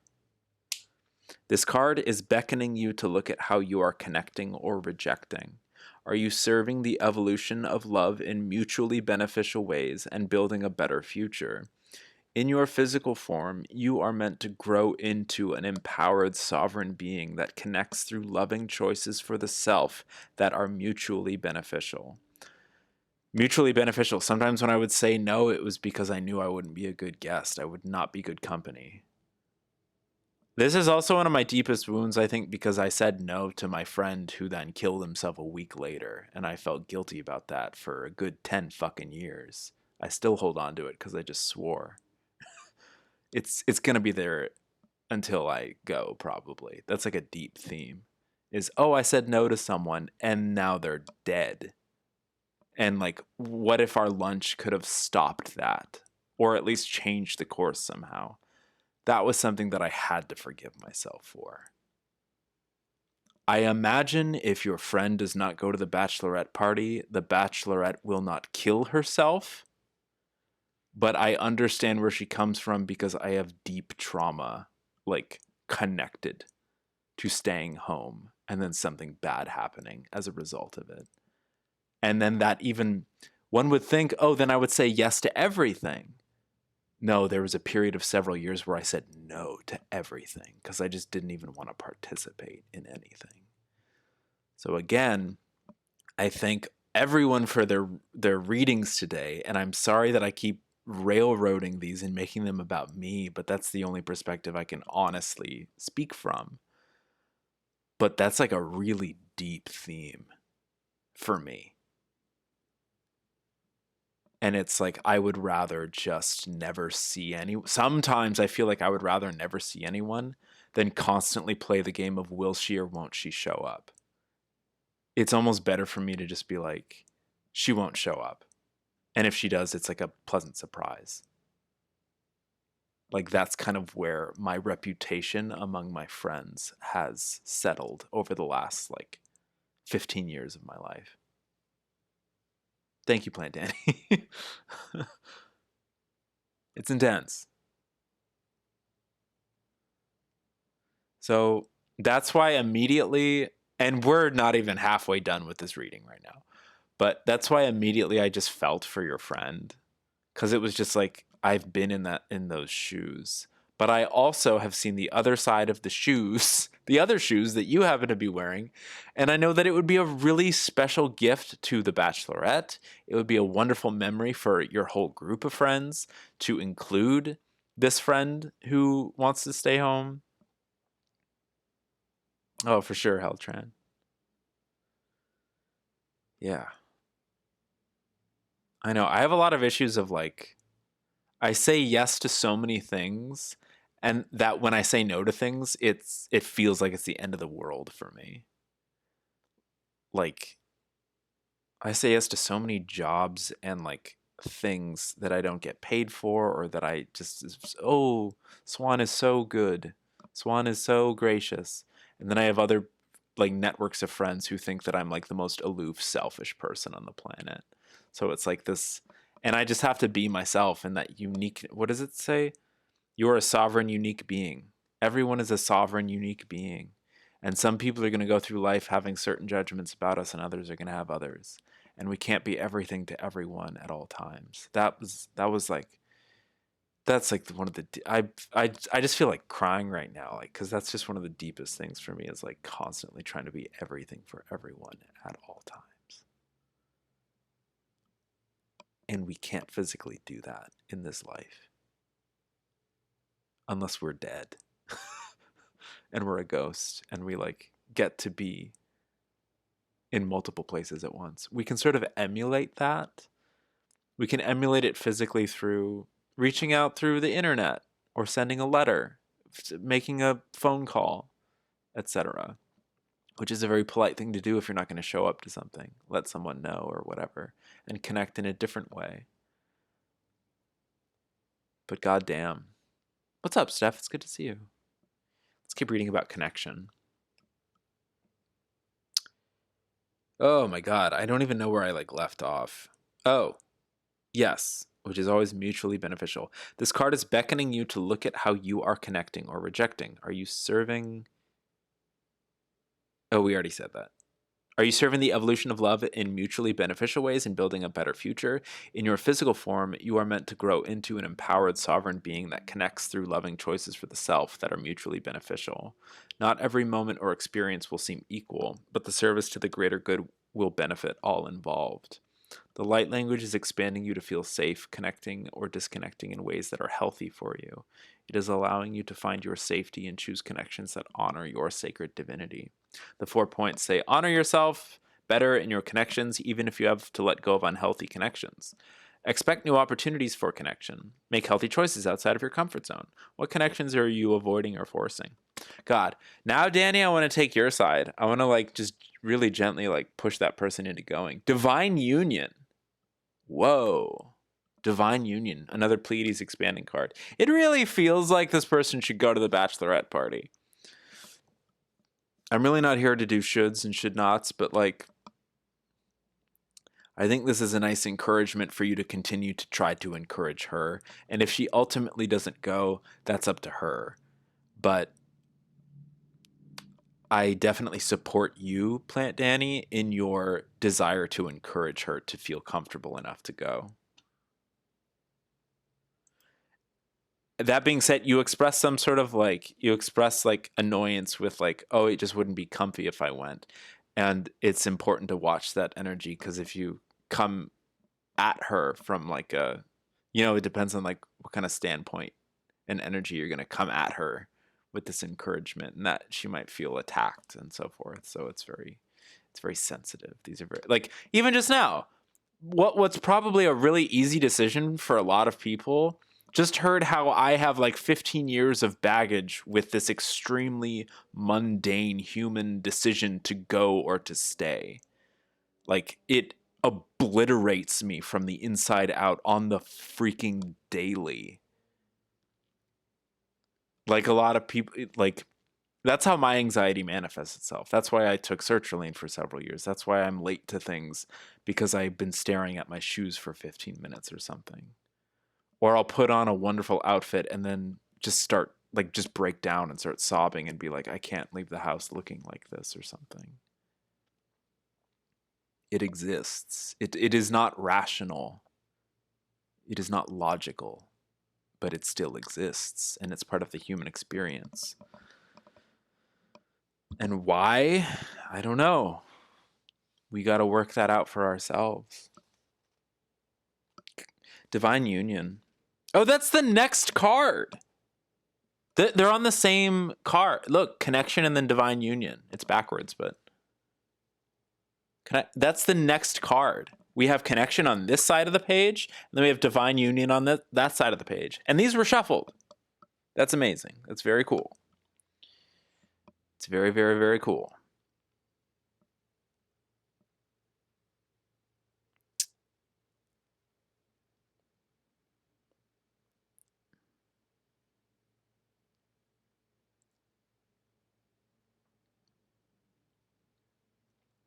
That's also why yeah. Anyway, Divine Union. My Divine Union is my love connecting all life. My Divine Union is my love connecting all life. Whoa. You see the reflection of duality all around you. The Pleiadians learned that what seems opposite is merely a difference along an expansive spectrum of love that binds all things. This perspective helps you see both sides of the same coin. You are integrating perceived opposites into connection. This is divine union. It is becoming whole within yourself and interacting with life from the divine wisdom of unity. This is a view of life that alleviates separation, fosters forgiveness, and supports a global community. Divine union begins within you as you connect with your inner divinity. All life has this in equal measure, but not all access it to the same degree or in the same way. As you unite within, you begin to experience the outer world with this magnificent, omniscient interconnectivity. Wow. Now, if only your friend could unite from within. I mean, that's always the thing. It's like this reading is almost like I wish that your friend could hear this reading because it might encourage your friend. And hopefully, this is giving you some insight to bring to the equation, etc. Oh, for sure, Danny. I had a feeling, I don't know. I didn't know whether I was going to be like really like zombie and detached today or if I was going to be like really, really deep and super attached today. And I kind of feel like both because I'm so, like that, my energy, my eyes are so like half closed and I'm so like, I feel like very close to sleep because I've been staying up late and like smoking weed at night this whole week. And I just feel very like in between, which is, it's cool because I haven't lived this way in a couple of years, but it's not great because it feels like the day like goes away and I have no energy or motivation. But this is why it's so fun for me to stream because I get to just stream of consciousness, like speak my thoughts out when I'm in this mode. Because you guys have seen me in all sorts of modes where I'm on stream at 9 in the morning being like, hey, zip, zop, zoop, zap, you know, if that makes any sense. But right now it's, what is it, 5:32 p.m.? And I'm just like, I'm sipping coffee, like trying to like stay awake. I'm very engaged though. I don't want to give the impression that I'm uninterested. I am very interested. This card asks you to go within and enhance your divine unity with all life. Do not resist or fear what seems opposite. Allow it to foster new connection in the flow of your heart. This unites you within and begins to heal separation, one empowered individual at a time. The light language is opening your deeper understanding of your divinity and connection with all of life. It is releasing lack of self-worth that has confused your understanding of your power of love. Whoa. It is releasing lack of self-worth that has confused your understanding of your power of love. Of your power of love. Whoa. That's cool. That's cool.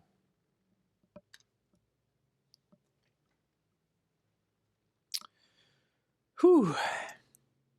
The 4 points say, become whole within yourself so your interactions and creations are nurtured in your divine love. Choose with a balance of future creation and the present moment. Ooh, choose with a balance of future creation and the present moment. Cool. Notice how past isn't even brought up there. Oh, there's only 3 points. Cool. See your sexuality as sacred and interact when you feel supported with honesty, enjoyment, and connection. I guess that wraps it back around to that interpretation of divine union. I didn't even think of sex before that moment. The final sentence on the page. See your sexuality as sacred and interact when you feel supported with honesty, enjoyment, and connection. It sort of came up. That's been coming up for me a lot recently because I've been steadily pretending to open back up towards like romance and like connection with other human beings on that level. I need to get over myself though. I need to get over my like this idea that I'm just like so, and this might be part of what your friend is experiencing too. This idea of like fixating on the self is like, oh, I'm not going to get along with the group. I'm too different. Like I'm not going to feel comfortable within the group. There's going to be all these new people and I'm myself. So I'm too different. And it's like, well, everyone is themselves, you know, but I get it. Like we're not always in the space energetically to be able to bridge the gaps and stuff. Like interact sexually only when you feel supported. What did it say?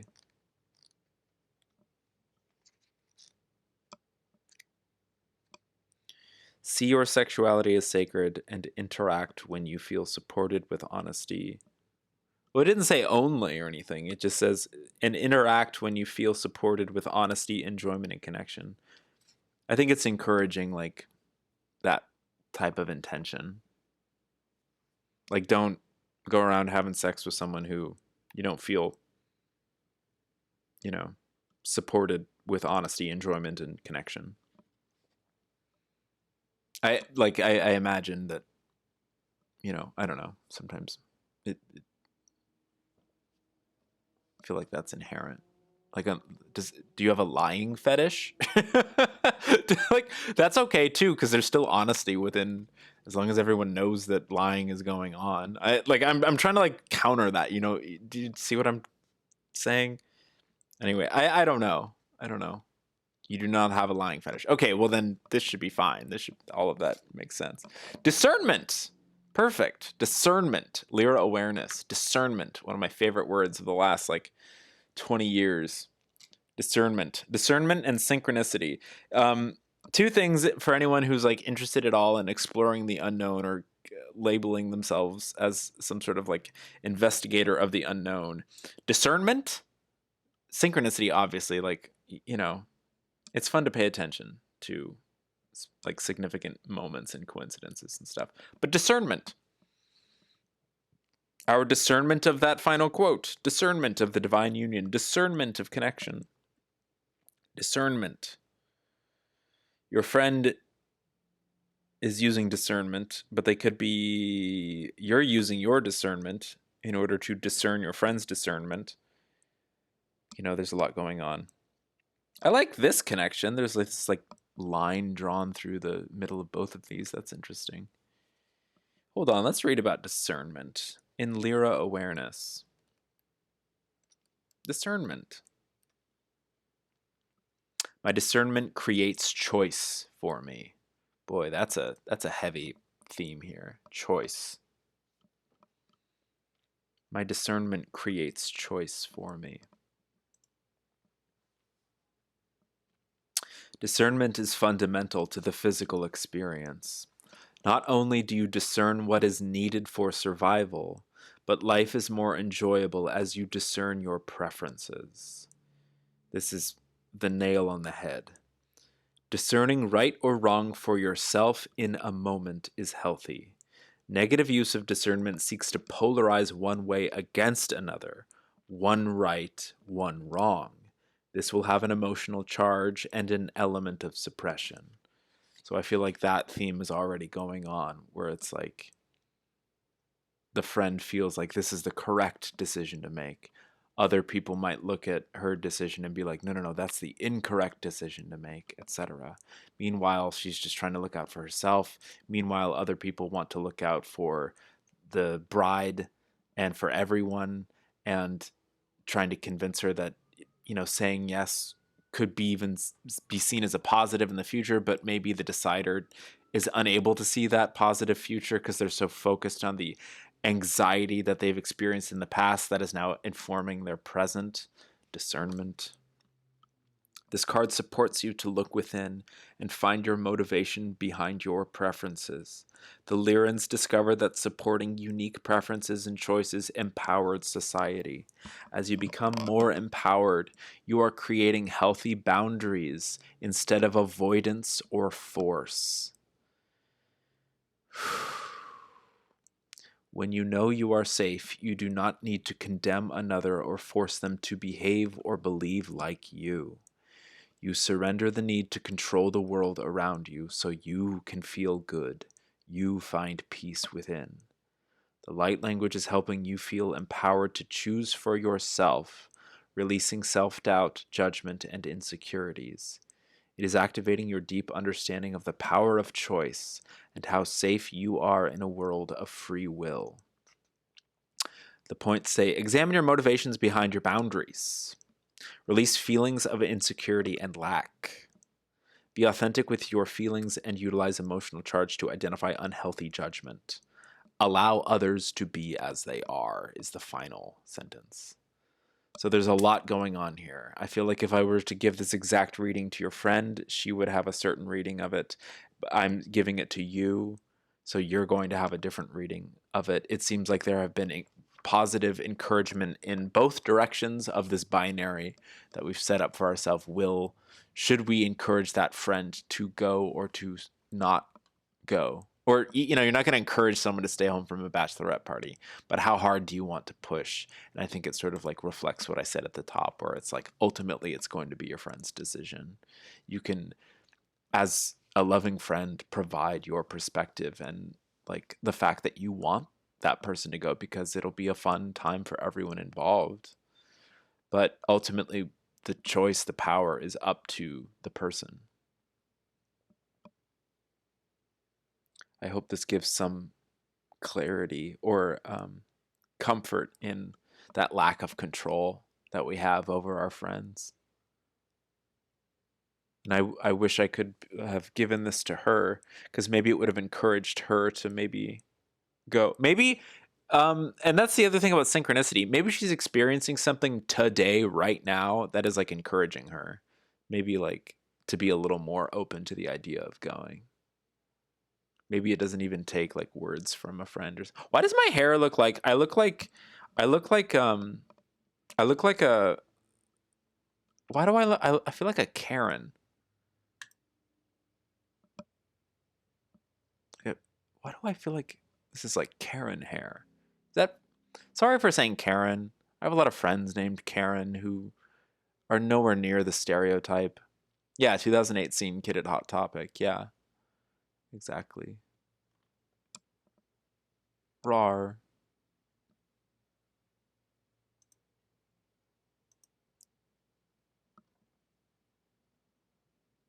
I used to do duck face in every photograph all the time. And like all my first Facebook photos are me just being like, is that even duck face? It's like an exaggerated duck face. It's been helpful. Well, I'm really glad. I'm glad, Danny. I like how open you are to stuff like this.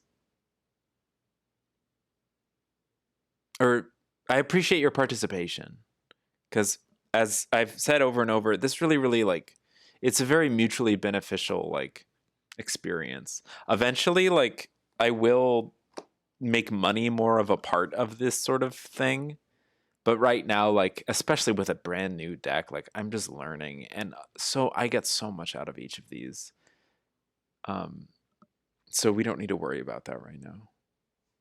It's just like I just want to like help you guys, and it always ends up helping me because of my delicious narcissism. Look how beautiful these cards are. How cool. Is anyone else in the queue? Way to empathize with her, which is what I think I'm lacking. Yeah. That's cool. That's cool. That's cool that you say that. Hello, offline. Welcome back.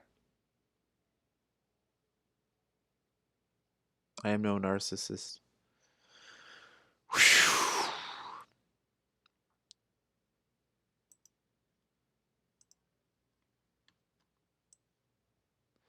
I do a lot of self-flagellating to try to like predict what someone else's criticism of me might be, and I think it backfires because it makes me just sort of reinforce the same criticisms. Wow, that's gorgeous. Can I show this on stream? Yeah, this rocks. Or I guess everyone can click on it if they want to. I'll just Wow, there's so many. I didn't even scroll down. Here, I'm going to bring this up. Wow.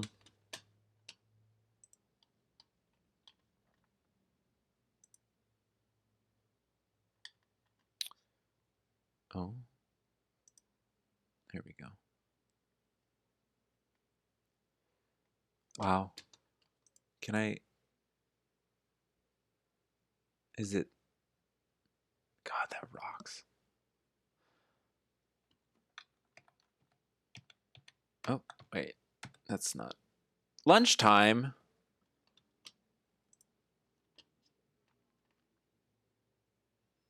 It's so freeing. I tried to do automatic writing once, but I was too in my head about it, so I got scared and I stopped. This is gorgeous. This is really gorgeous. This is what I would do a lot in school. like repeated letters of the wow. That looks Lyran right there, right there. Look at that. That looks so similar to this discernment card that we've pulled. I bet there's a Lyran card that has that a very similar symbol to that on it. Wow, here. Like everyone look at that right there and then look at this. Just like some similarities, I guess. There's probably like a more you got your treble clef. Very cool. Blueberry. That's pretty. God, this rocks. All these watercolors and so forth. Oh, it's a little wolf. I love you. I love you. This is really cool. Yes. Tyler Henry does a lot of like just automatic scribbling and stuff when he's giving people readings. This is so cool.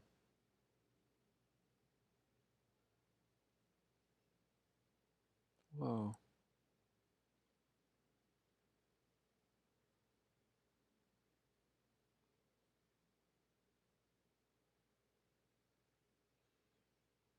Whoa. There's so much joy here. You're eating blueberries right now? I love blueberries.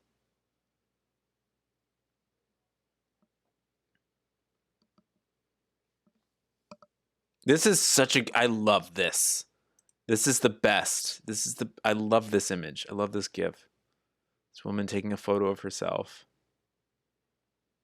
Just that's gonna look so good. It's so cute. Such a cute. She just doesn't know. She's just not even looking at the camera. Who knows? Maybe that's what she meant to do. We don't know. We're not here to judge that woman. That's funny. You got it from the store? That's great. I want to eat a blueberry pie. I want to go to like I want to go to town. I want to go like have you ever been to Dupar's now that you live here? Dupar's is like a diner pie place. It better still be open, I swear to God. It's like a staple. We got to go to Dupar's. And I want to eat blueberry pie at a preposterous hour of the morning. You made a really good blueberry pie, Steph? What? Like the apple pan. I don't know if they have blueberry pie at the apple pan. I feel like all they have is apple stuff. God. I've been there for a few people's birthdays over the years. Apple pan rocks. Apple pan rocks. They have such good burgers, and then you eat a whole burger, and you're like, I don't have room for pie. And then they bring you the pie, and you're like, I have room for this pie. It's a very good pie. You make really good blueberry pie. Nice. I love blueberry pie. I always forget that it's an option. Like whenever people are like, what's your favorite kind of pie? I do the whole, well, I like cherry and apple. They're pretty good, but I guess key lime pie is great. So I guess I have to go with that. And then my brain remembers that blueberry pie exists. Blueberry to me being like all the fun of a goopy cherry pie, but it's like a flavor that I gravitate more towards. And like gets my mouth watering and gets my cells stimulated more than like a cherry pie might. I'd love a cherry pie. Fuck off. I'd love an apple pie. Fuck off. But a blueberry pie, I would have sex with whoever gave me a slice of blueberry pie. Like so much so that I think that's why I don't eat it anymore. Like the authorities have started to call places like I get flagged at restaurants. They'll be like, "Don't serve this person a blueberry pie because she will like try to have sex with you," and it's like a problem. Blueberry pie recipe. Sorry, wrong window. um, for no reason. Well, that's exciting. Everyone is suddenly so interested in blueberry pie. I wonder why. Apple pies are your favorite. Berry pies are too much. I know they can get like pretty intense, but that's another thing. It's just I don't know. A cherry pie is like intense. It's like very tart and flavorful and delicious, but it's like a lot. And an apple pie can, you know, have similar vibes. Glad you enjoyed your light language. You're going to go to sleep? Okay, thank you so much. Sorry if me talking about sex and pie was like uncomfortable. Sometimes I go there. Please, everyone, make sure that you're preferably at least 21 years of age in here. That would be great. You heard it here first, folks. Pander Sarah, a pie fucker. Well, I was raised on gross out comedies of the early 2000s. So you bet your keister, meester. I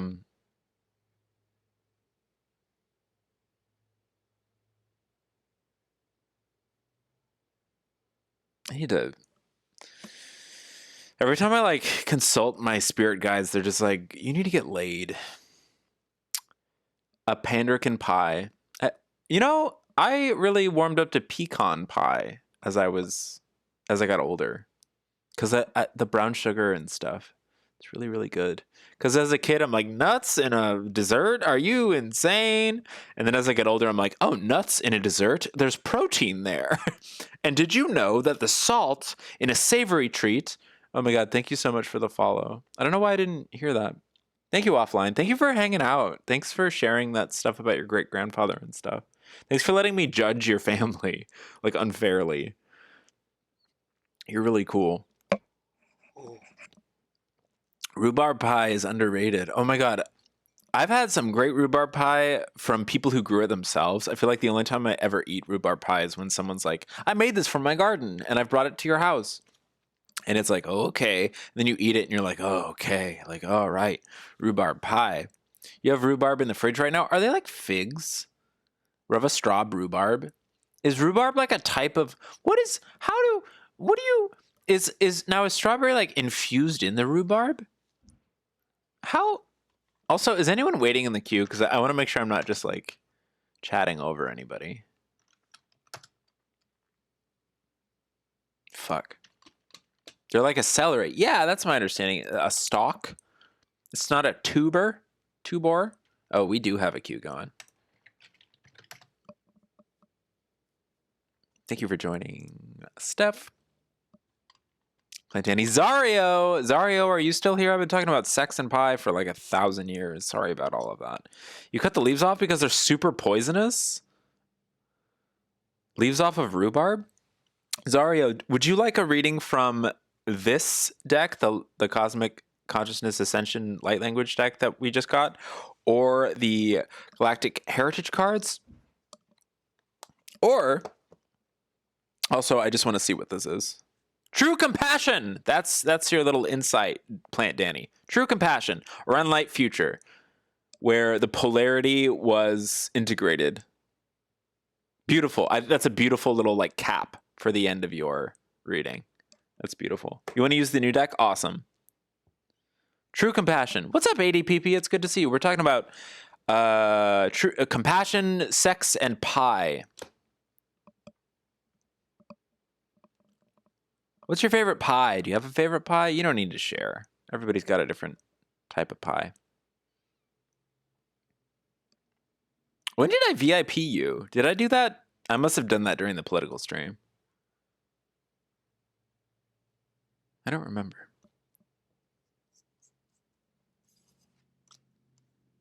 Well, congratulations. Cherry, there you go. We were talking about cherry earlier. I'm like really into blueberry pie. My Trey slanging era. That's right. Back when I was slanging Trey. Good Lord. That stream. I have it saved on my computer, but I'm afraid to like open it. Like look at any part of it. So that was a very silly stream. Okay. Who's next? Zario? Let's get Zario going. You like pumpkin pie? That's exciting. It took me a while to warm up to pumpkin pie. As a kid, I was like, it was kind of the same thing as pecan pie, where it was like, what? is this supposed to be like healthy for me, or it wasn't like your classic like fruit pie flavor. So is it Magic Stream? Oh, for sure. Pecan. Do you say pecan or pecan? Cherry and blueberry might be my top three. Nice. Pumpkin your fave? Nice. Yeah, I really like it now. When I was little and unaware of how beautiful and complex the world could be, I was like, pumpkin pie? No, thank you. But now I'm like, pumpkin pie? Fuck yeah. Shove it in my face.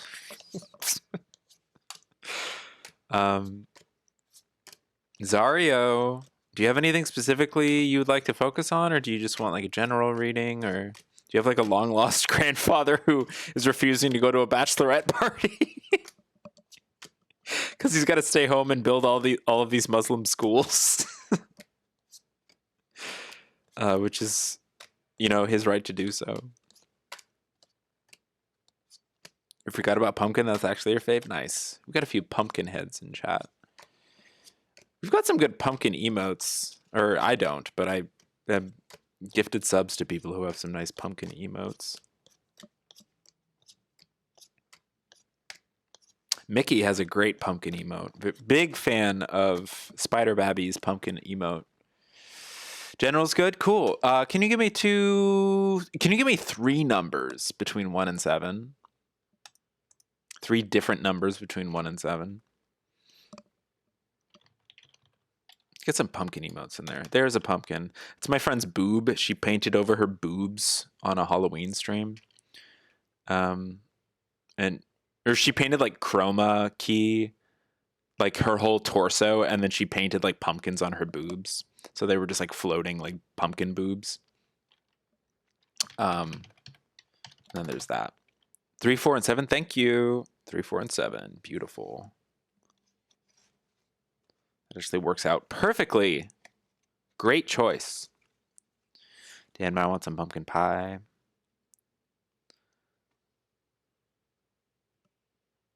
Plant Danny that emo. It's cool. All right, friends. Oh my god, I shuffled this whole time and you were just looking at the side of my face like a dingus? I am so good at streaming, I tell you. People come from far and wide and they say, Pandasaurus, she's really good at streaming. No one's ever done it quite like her. We like it. Why like you guys? So there. Whoa, let's just jumble all this around a bit. Hello to you. The middle, you say? This one, you say? This one, and then these two?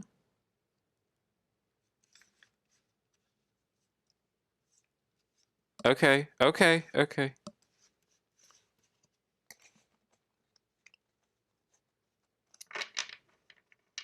New cards, new deck, new life, new me. Maybe it's Maybelline. General reading for Zario. Pumpkin versus Punkin. You learned everything you know from streaming. That's what stream is so good. That's funny. I've been logged into Twitch since like 2000 and something or other. Wait, how long have I been on Twitch? It should say 2015, March 25th, 2015. But I know like very little about it because I would go on the website like once a year. And then 2017, I tried to learn how to stream and then I stopped. And then 2020 is when I like actually tried to learn how to stream. Okay. Zario, your first card is Divine Union. We just had this card. It's a very cool card. The last line of it talks about sexual intercourse. We just had this card. It's a great card. Let's talk about it. Let's reread what we just read. Why don't we? For the people who just got here. Can I be on the pumpkin side but not participate in the fight? Oh my god.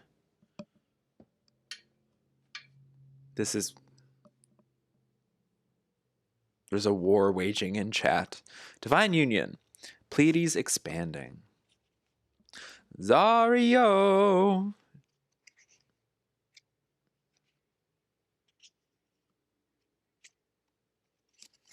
My divine union is my love connecting all life. How about that? It resonated the previous reading and it does now. Cool. I'm glad you were here for that. Let's read it again. Because I want to. Because it's good. Guys, what should I do with my freaking... I'm gonna shave my head. How about that? I'm gonna shave my head. Whew! You see the reflection of duality all around you. Like a full head of hair versus a shaved head. The Pleiadians learned that what seems opposite is merely a difference along an expansive spectrum of love that binds all things. Okay, Steph, thank you. This perspective helps you see both sides of the same coin. It'll grow back. You are integrating perceived opposites into connection. This is divine union. It is becoming whole within yourself and interacting with life from the divine wisdom of unity. This is a view of life that alleviates separation, fosters forgiveness, and supports a global community. Divine union begins within you as you connect with your inner divinity. All life has this in equal measure, but not all access it to the same degree or in the same way. As you unite within, you begin to experience the outer world with this magnificent, omniscient interconnectivity. I love that. That reminds me so much of what I was yammering on about regarding ascension into fourth density consciousness, which is a mouthful, which is exactly what someone's going to be receiving if they give me a slice of blueberry pie. I expend a lot of energy resisting the urge to shave my head. Yeah, oh yeah, especially now that you live... Well, you lived in a hot state before. It was just hot in a different way. I was just about to compliment you on your hair and how it does the swoopy thing, like I try to swoop with my hair and your hair does the swoopy thing, good swoopy. No! HT Steph is the defender of hair. This is funny. Have you ever said, "It's a me, Zario"? All the time! That's cute. HT looked real good on her birthday. HT looks real good all the time. Where were we? Oh, yes. All life has this in equal measure, but not all access it to the same. Yeah, I want to read that again. Divine union, which is the name of this card, begins within you as you connect with your inner divinity. All life has this in equal measure, but not all access it to the same degree or in the same way. As you unite within, you begin to experience the outer world with this magnificent, omniscient interconnectivity. Whoo, boy, sheesh. Especially through fun mechanisms like, say it with me, chat, synchronicity. It's been fucked up since half of it fell out, but it's almost back to good. It looked really good on your birthday. This card asks you to go within and enhance your divine unity with all life. Do not resist or fear what seems opposite. Allow it to foster new connection in the flow of your heart. This unites you within and begins to heal separation, one empowered individual at a time. The light language is opening your deeper understanding of your divinity and connection with all of life. It is releasing lack of self-worth that has confused your understanding of your power of love. Cool. Become whole within yourself so your interactions and creations are nurtured in your divine love. Choose with a balance of future creation and the present moment. I love that. Choose with a balance of future creation and the present moment. See your sexuality as sacred and interact when you feel supported with honesty, enjoyment, and connection. God, all I can think about is blueberry pie. Let's flip that second card. Self-hatred. Whoa. Orion releasing self-hatred, expanding into divine union, and what might that require? A little bit of releasing of that self-hatred, I would have to assume. Let's read about self-hatred. Self-hatred. Blah! Releasing of self-hatred. Welcome. Thanks for coming out. We've got merch in the back. Our first song we're going to play for you tonight is Releasing Self-Hatred. Thank you. We are the Orion polarity.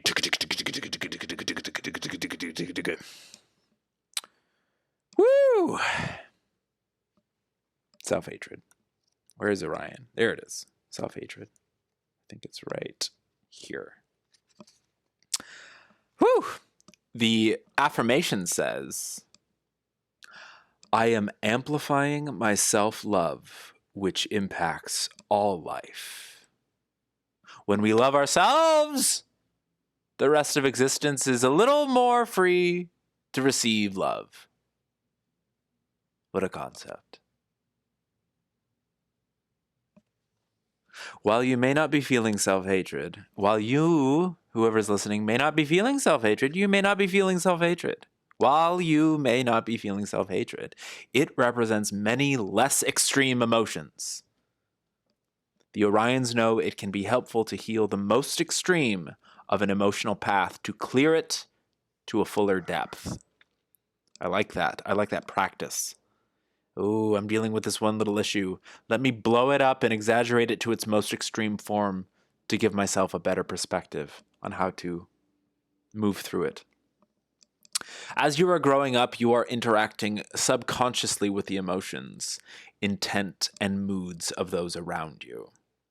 Self-hatred, or less extreme versions, is a reaction to judgments and hurtful energy from others that imprint you. Imprint you? Imprint upon you? Imprint you.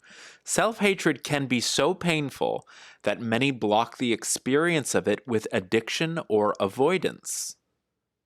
Heck, I know I've done that before. Self-hatred is definitely my biggest struggle. Well, heck! Let me just take a few more sips of this coffee juice. Heck!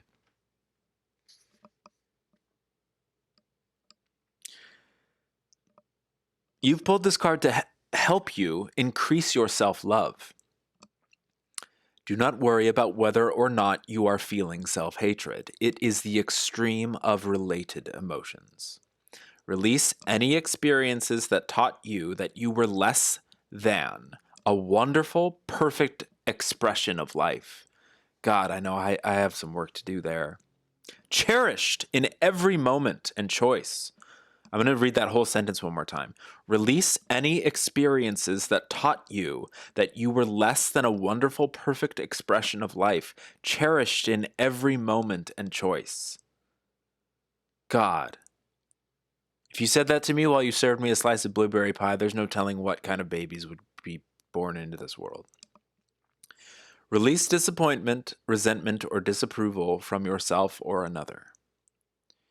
Sit quietly and affirm, I release all perceptions that block me from complete self-love. Oof.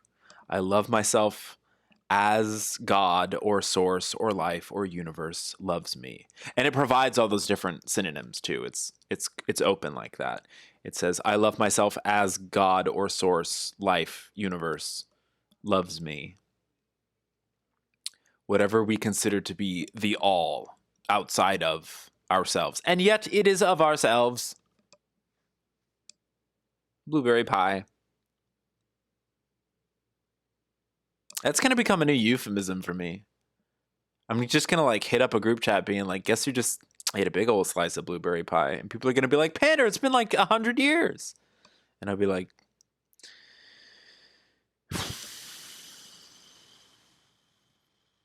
I really need to get laid. The light language is opening you to more self-love so that the infinite wellspring of creation envelops your experience. It is amplifying your birthright of perfection within the imperfect nature of form. You are a divine human, ever evolving. That's right, ADPP. That's right.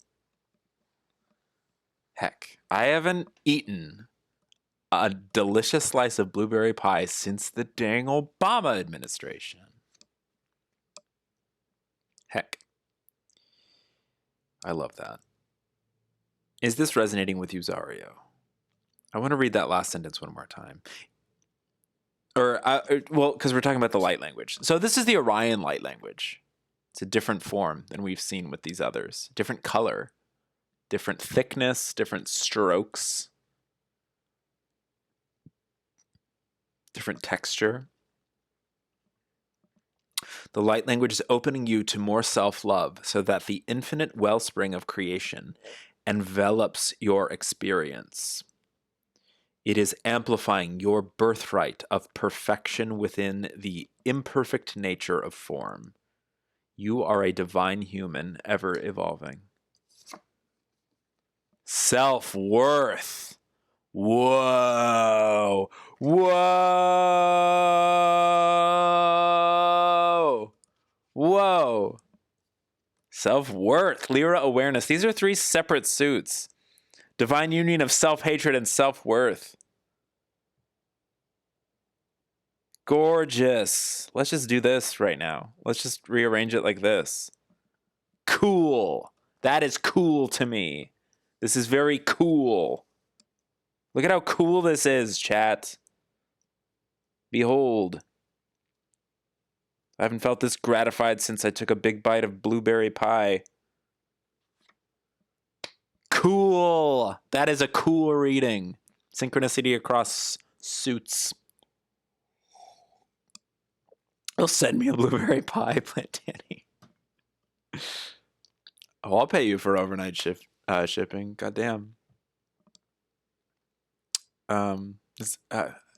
Everything is a euphemism today. I'm sorry, chat. I'm sorry. Self-worth. Let's read about self-worth from Lyra Awareness. That is cool. That is so cool.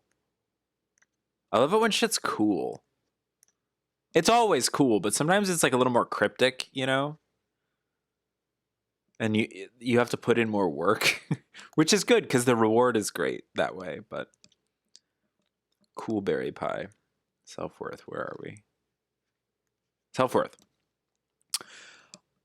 Oof, I am inherently perfect and always changing. I am inherently perfect and always changing. That's the affirmation for self-worth. Cool. So cool.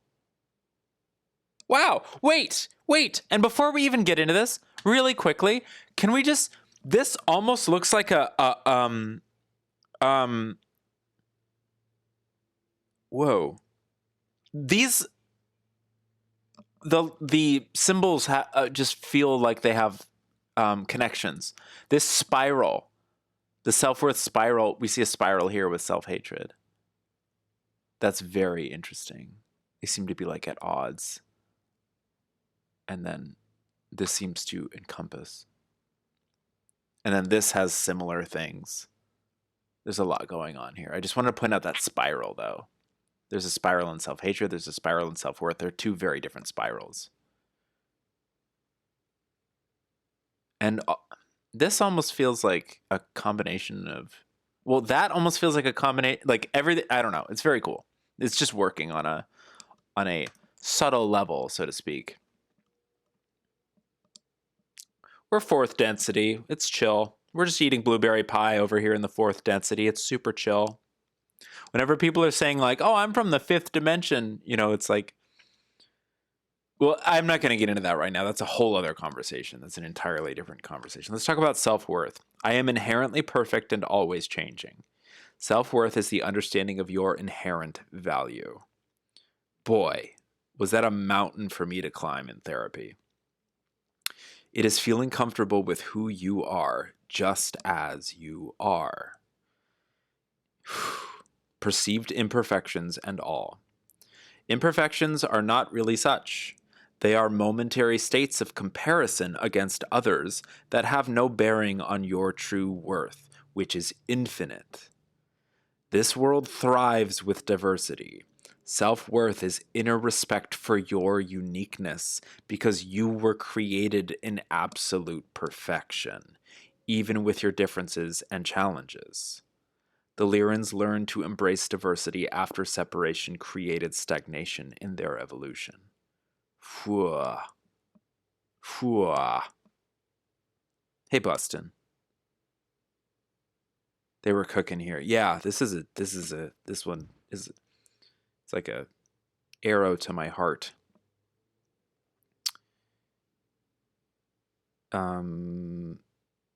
You were created in absolute perfection, even with your differences and challenges. The Lyrans learned to embrace diversity after separation created stagnation in their evolution. This card is asking you to honor yourself just as you are in this moment. You don't earn your value, you just are. You have never made a mistake. You are not lacking anything.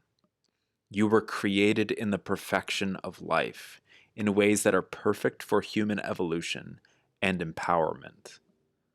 Love your unique light and share it often. As you gain confidence in your innate value, others learn the same about themselves by your example. The light language is opening you to the absolute perfection within you, even while you are improving and changing. It is bringing understanding to the perfection of the diversity and growth in the human experience. Ooh. The 4 points at the bottom say, let go of being perfect and take a chance on being unique. Challenge yourself to come out of your shell. Don't allow others' opinion or acceptance of you to determine your feelings. Accept yourself and others as they are. Self-worth. I am inherently perfect and always changing. I love that. I love being reminded of that because that's one of the most like centering, calming, grounding things. Whenever I feel like just spiraling out because I'm drowning in lack. And I'm like, oh, fuck, I just ran out of this money that I need to pay for this so that I can do this, so that I can do this and stuff. There's just, sometimes I get so overwhelmed that there's this like gong ring in my head or like a bell. And it's just like, it is. It just like, it is. Like, this is. Like, this is where we are. Like, there is no lack. This is none of this has been a mistake. It feels like it because I'm being presented with a challenge. But the challenge, I'm up to the task inherently if I choose to do so, if I choose to be so. Wow. Divine union, self-hatred, and self-worth. Amazing. What a cool reading for our good friend Zario. Brother to Zuigi of the Zushroom Zingdom. Made by Zintendo.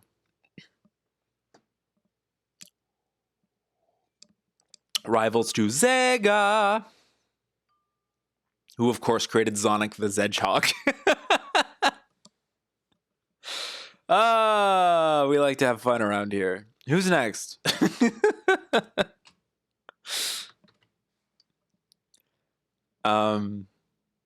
Zario, does this serve you?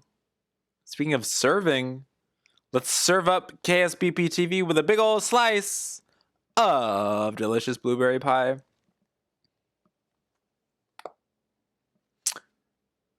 Thank you. Thank you for redeeming it. This was a cool freaking reading. This was really cool. I like that we're just reading from this deck today. It's a really nice deck. I like it a lot. I like this. I like getting more comfortable with this. I like the way that the information is presented. I like the way that it's written. I like that I don't feel like I have to skim through the commentary because this has a lot. Like, I generally, if I'm short on time, will just read the top stanza and leave the commentary for like, oh, well, if we need further clarification.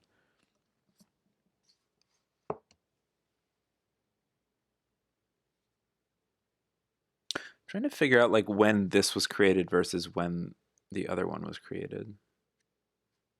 Hold on. What's like the... This was 2018. Okay, so I think this is after 2018, and this was... Excuse me. Is there not like a thing in here? 2013. Okay, yeah, 2013. So 5 years apart. Very cool. Very cool. And of course, not everyone is going to connect with light language in the same way that they might connect with abandonment. No, like these symbols from David Cow. That's cool that we picked up abandonment. I wonder if abandonment can talk about. You don't need to abandon yourself. Hell, because you can't abandon yourself through self-hatred, because there's always going to be the divine union of, like, it's all there. It's like inherent. Abandonment. That's how the wound of abandonment can be healed. Because there's always a divine union, regardless of how we may, like, temporarily feel about our own personal worth or something. That's what I'm getting from that. Okay. Back into the deck you go. How cool. Looking at how to safely ship pie. I am so gay.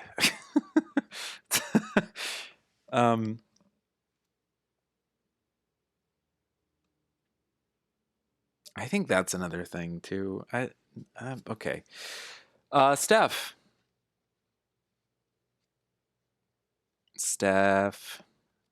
KSBP-TV. Do you have anything specific you want to focus on, or just like have a nice little generalized reading and see where the cards take us? See where the cards take us. Swab.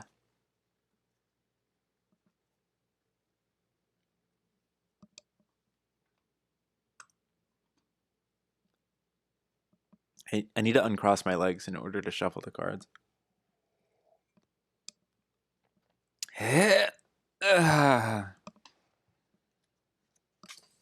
Oh my god.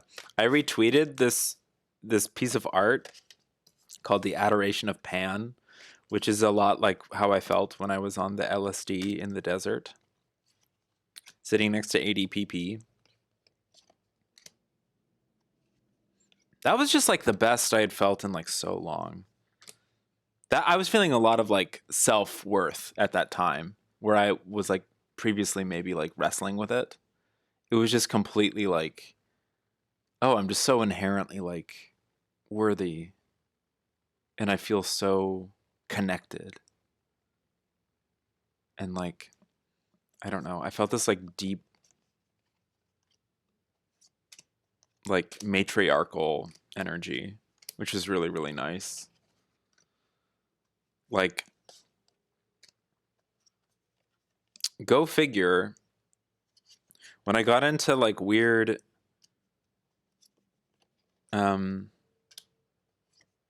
I don't know, new age alien stuff, I was worried like, where does transness fit into this? And then the more that I read and the more that I like discovered and explored, it's like inherent to it. And then I was like, oh boy, I haven't done psychedelics in a while. Like, I was sort of out the last few times I did psychedelics, but like now I'm like really out. Where is like transness going to fit into this? And then of course, once again, it was inherent. You were feeling like an Earth dad? Yes. Yes. Yeah, yeah. We were like a really cool like pair, like a really cool dichotomy sort of. It was a really, really, you were like a very comforting presence, and it was like a very like the things you said felt very like much like what I was like thinking and feeling, and vice versa. Yeah. Yeah, that was really powerful. And then in like really connected moments, it would be accented by like the presence of a bird that would like swoop over us and then like go play in the pool water for a couple seconds. God, that was freaking magical. Oh boy. The universe. Without sounding too lofty, the universe is a pretty darn cool place sometimes.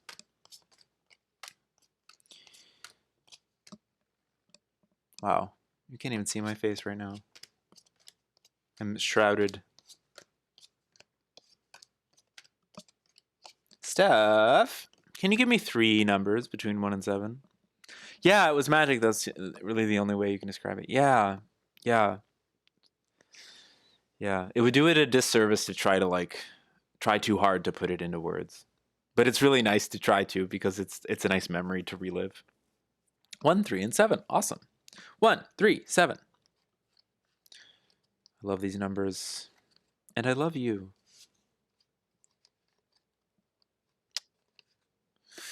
swear to God, one of these days, I know there's a lot of Elden Ring fans in the chat. I know there's a lot of really cool, very hype, very attractive Elden Ring fans in the chat. My chat is basically full of those types of people. I'm gonna buy it someday, I swear to God. I really, that's, Heltran, I swear to God, I'm gonna buy Elden Ring someday. I just really want to make sure I'm in a place in my life where I can trust myself to like actually put time into it. Because I want to put time into it. And I'm afraid of like spending $60 on something that I'm just gonna play once. Like sort of what I did with Daisy. Oh no, I did that with Daisy. I should not have bought Daisy for PS4. That was silly. Maybe I'll go back someday. I want to know what all the jokes are. I want to know about maidenless behavior.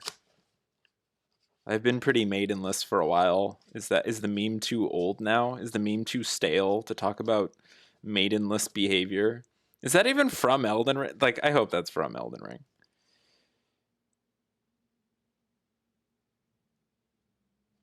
Okay.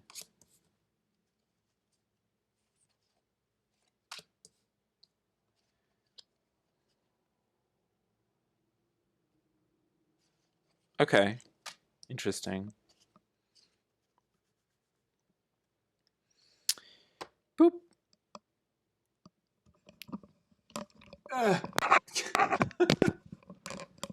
Okay. Hi. Hi, I'm back. Hello. Let's pull this first card. Love that Armored Core. Oh yeah. Very much from Elden Ring, your GF says. Nice. Forgiveness. Didn't we start with this? We've had a couple doubles today. Both the last two have had. Anyway, forgiveness, serious initiation. It can be quite a serious initiation to forgive. Forgiveness. I love that.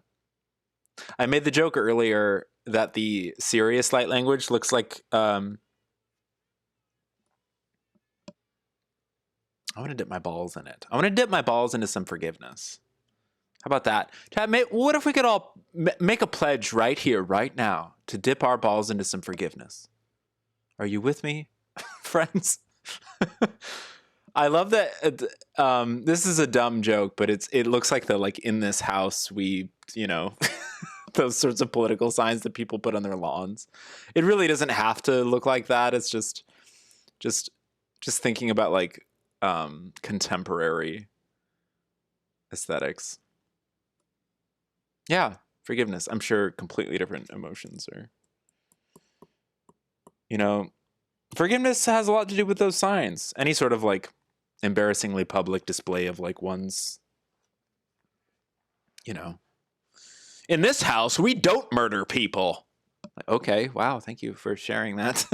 Thank you for letting us know before you invite us into your home.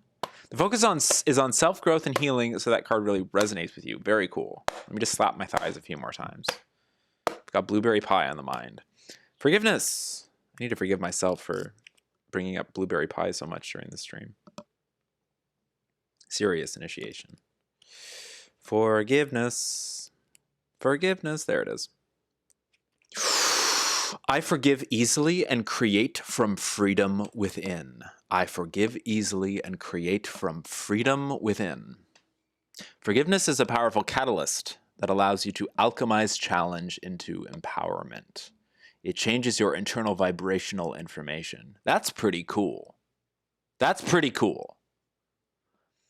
The Syrians deeply understand the connection of emotions and thoughts to your physicality. We're finally getting to a place where a bunch of people who certain types of skeptical perspectives in my life are finally getting to a place where they're like, well, stress is connected directly to your health, right? Like have you read up on this? I'm like, yes, I've read. And then I just have to forgive and be like, yeah, isn't that interesting? I wonder how many applications that could possibly have. What a cool thing to think about. Yeah, stress is connected to the stress bone. You will literally mail me a blueberry pie. Thank you so much, Danny. About to hop on a train to LA with some blueberry pie ingredients. This rocks.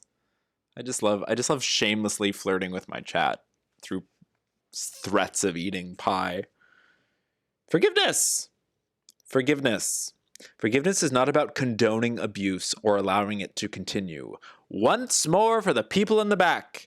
Forgiveness is not about condoning abuse or allowing it to continue.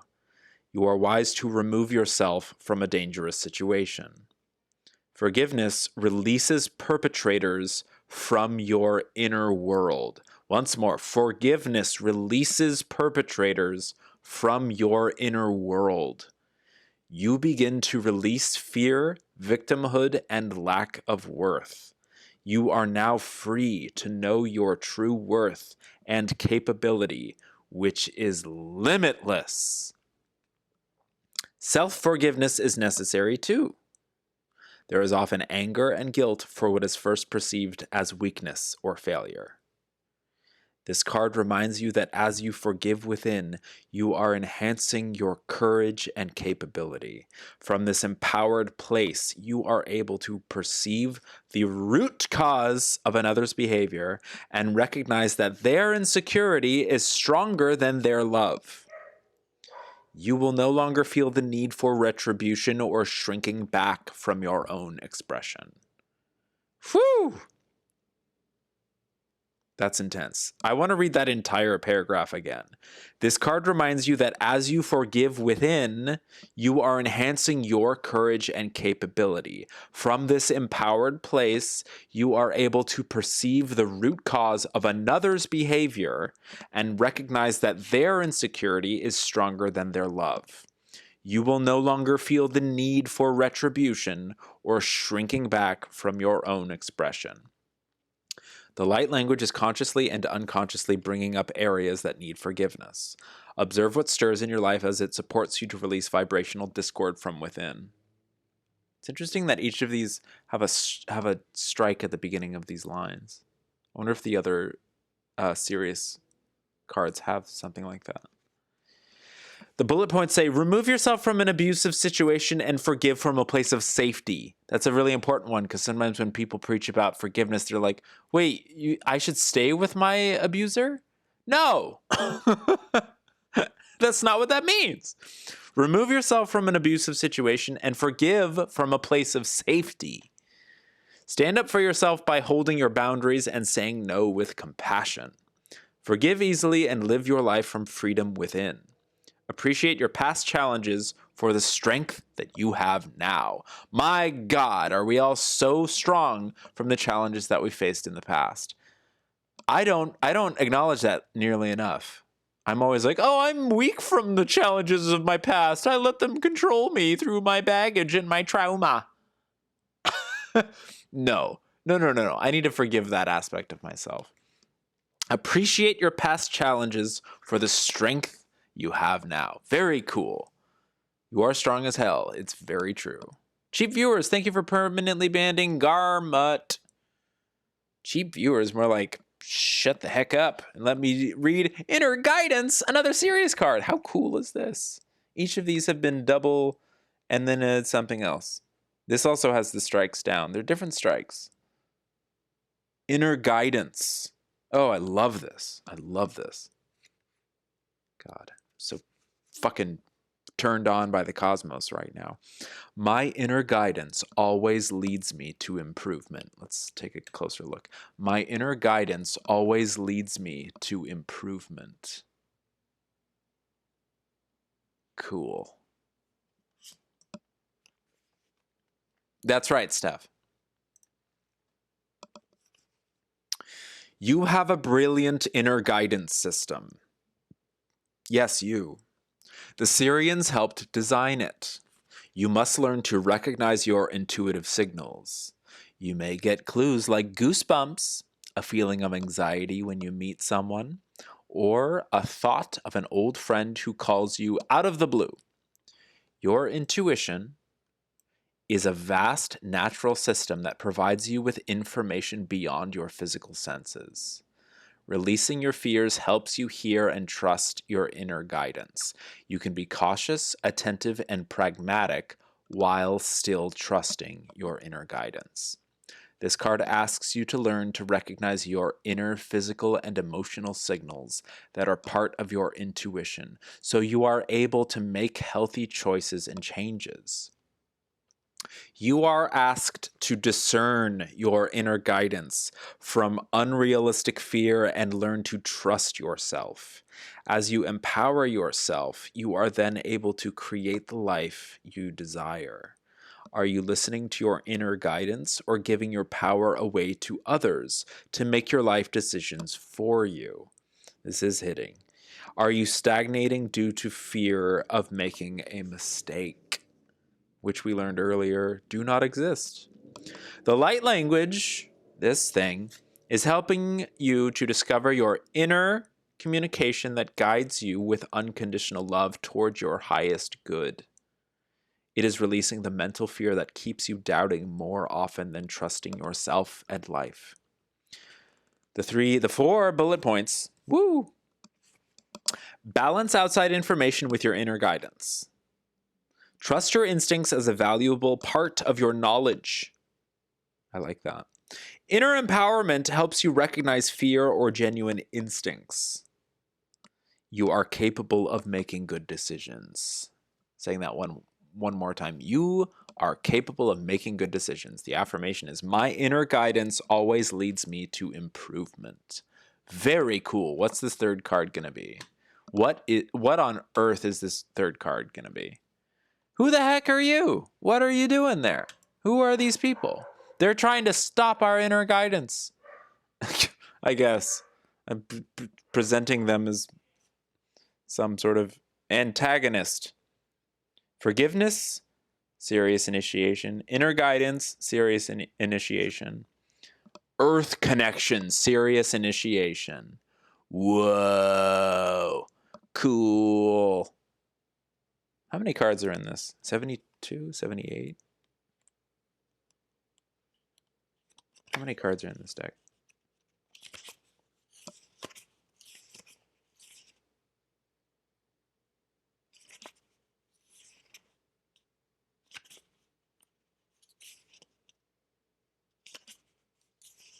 I don't know. How many cards are in this deck? 70 something. 72. 72 card deck. And there's 4 suits. 4 different civilizations. Cool. Earth connection. Let's read about Earth connection. Whog. Earth connection.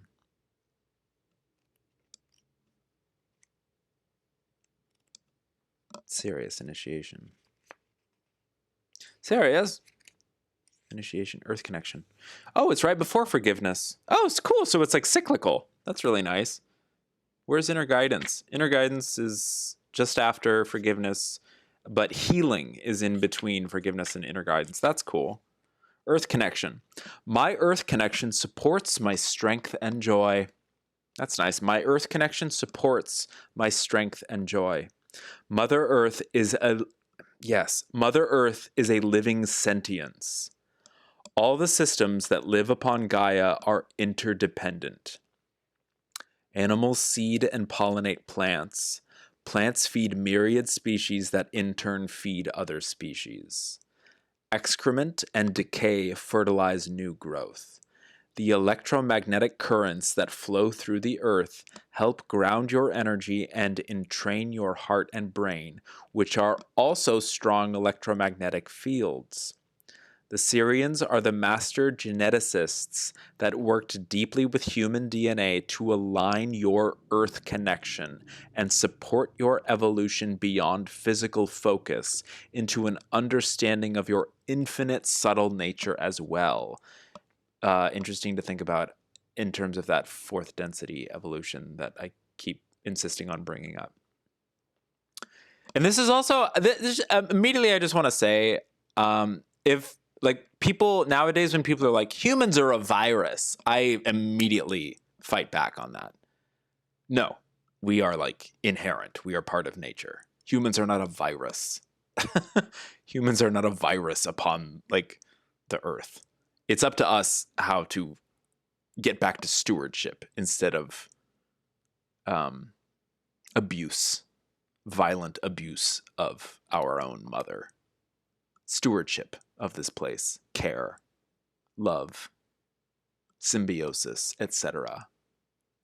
Your excrement, but in a good way. Exactly. You are. We are. Everything. Everything is excrement in a good way. Anyway, that's just sort of like it's like a buzz phrase, you know. I can't wait for us all to die out so that the earth can live. It's like we can live with the earth. Like we're supposed to, like it's not, they're not mutually exclusive. Oh, like, oh man, do I want to fight against that perspective so bad. Oh man. Oh man. That's just the way it's always been. No, it isn't. No, it isn't. Anyway, hypothetical debate partner. Forgiveness. Earth connection. Fertilize. Decay. Excrement. The Syrians' infinite subtle nature. The earth is alive as all life.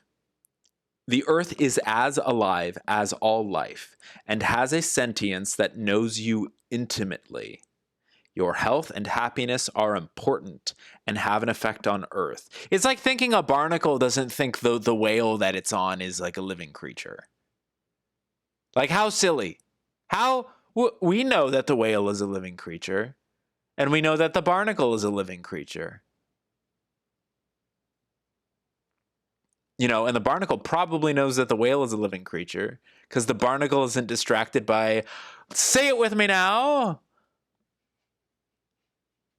a bunch of BS. I was going to say late stage capitalism, but you could really put like a lot of different things into that. Unless maybe the barnacles are distracted by their own, systems of economics and have no idea that the whales are sentient. I really doubt that though. The earth is as alive as all life and has a sentience that knows you intimately. Your health and happiness are important and have an effect on earth. Bye, Danny. I also have to go after this reading. It's very good to see you, and I love you very much. And you're very, very hot, and tell your girlfriend that she is also hot. Your health and happiness are important and have an effect on earth. Your inner healing has a profound effect on the circle of life. You can stand for your beliefs, practice sustainable living, and maintain the peace and understanding that love always prevails, though sometimes it takes time to build into form. Barnacles are doing primitive communism. That is the natural flow of life. This card reminds you that you are a part of that flow. I love this. I love this. I love this. Oh my God. It's also, like, this is also why I'm just so attracted to and so interested in, like, development and self. Like, for me, just, like, constantly trying to discover more and learn more and then gently apply the lessons to just lead a different life, a more profound life than maybe I led yesterday. And maybe that'll help somebody. Maybe it's certainly helping me. But maybe by example, it's helping someone else. I don't know. Oh, your inner healing has a profound effect on the circle of life. You can stand for your beliefs, practice sustainable living, and maintain the peace and understanding that love always prevails, though sometimes it takes time to build into form. That is the natural flow of life. This card reminds you that you are a part of that flow. The light language is enhancing your connection to Earth and the support of powerful Gaia. It is releasing fear of nature, fear of survival, and fear of humanity's harmful actions. Let's go with all of that. I love that. Nature is so base and vile. Humans are base and vile. We're all everything. We're all just naturally like part of the whole thing. So we can release our fears of all of that. I love that. Releasing fear of nature, fear of survival, and fear of humanity's harmful actions. I love that. The points say, integrate positive perceptions about food, your body processes, and cycles of time. Cool. Support environmentally responsible companies. Cool. Practice sustainable living and connect with nature often. Cool. Observe how nature reflects your own beingness. Whoa. Very cool. Never been a fan of the whole humans are a virus thing. It's a cringeworthy edgelord platitude at best, and a fascist dog will sell it worse. I agree. I agree wholeheartedly. Thank you for saying that. Thank you for expressing that in chat. Thank you. Sounds like something a person would say if they want an excuse to be base about. Right. It's just sort of like affirms what they already believe, etc., or like a state of, and it's all valid. You know, I can't just lump everyone who thinks that way into the category of bad guy. It's just it's something that I really get impatient with, to be honest. It's just like, okay, cool. Like, so you've adopted the perspective that humans are a virus upon the planet. Like, cool. Where do you go from there? Like, are you going to go around trying to cause an extinction event? like where? What do you want to do with that information? Like, it's just there's so many other paths to take. Like, that we are not a mutually exclusive existence. It can be a very mutually beneficial existence. In fact, it inherently is set up to be so. We just, for some reason, convince ourselves that it's like hard to reach. Wow, cool. So deep, serious initiation vibes here. Three of them. It's very exciting. You're going to become the one and liberate humanity from the machines. Let's go, Heltran. Oh my God, I watched this cute interview where Keanu Reeves, like Stephen Colbert was rapid fire. Like, what's your favorite memory from this movie? What's your favorite memory from this movie? And when he got to the Matrix, he just like stopped and just like sat and stared into space and just like gave this very genuine, sweet, long explanation of like, listen, like the Matrix has had a profound impact on so many people's lives in a positive way. And like I just am so grateful. Like he said, he was just so grateful to be a part of something like that as an artist. Like you pray for that level of like impact, and it's like, wow. Certainly the first movie in my Letterboxd top 4. It's just so good. It's such a good movie. Okay. Is anyone else in the queue? I have to go right now. So perfect. No one else is in the queue. I'm going to close that queue. I'm going to clear that queue. I'll tell you that much. Clear queue. Is that how you do it? Is that? And close. Thank you so much. This is very cool. You're all very cool. I really like working with this new deck. It's very cool. I want to eat blueberry pie with all of you. Thanks for hanging out. Thanks for listening to me in my bombastic speaking style. I don't even... Is any...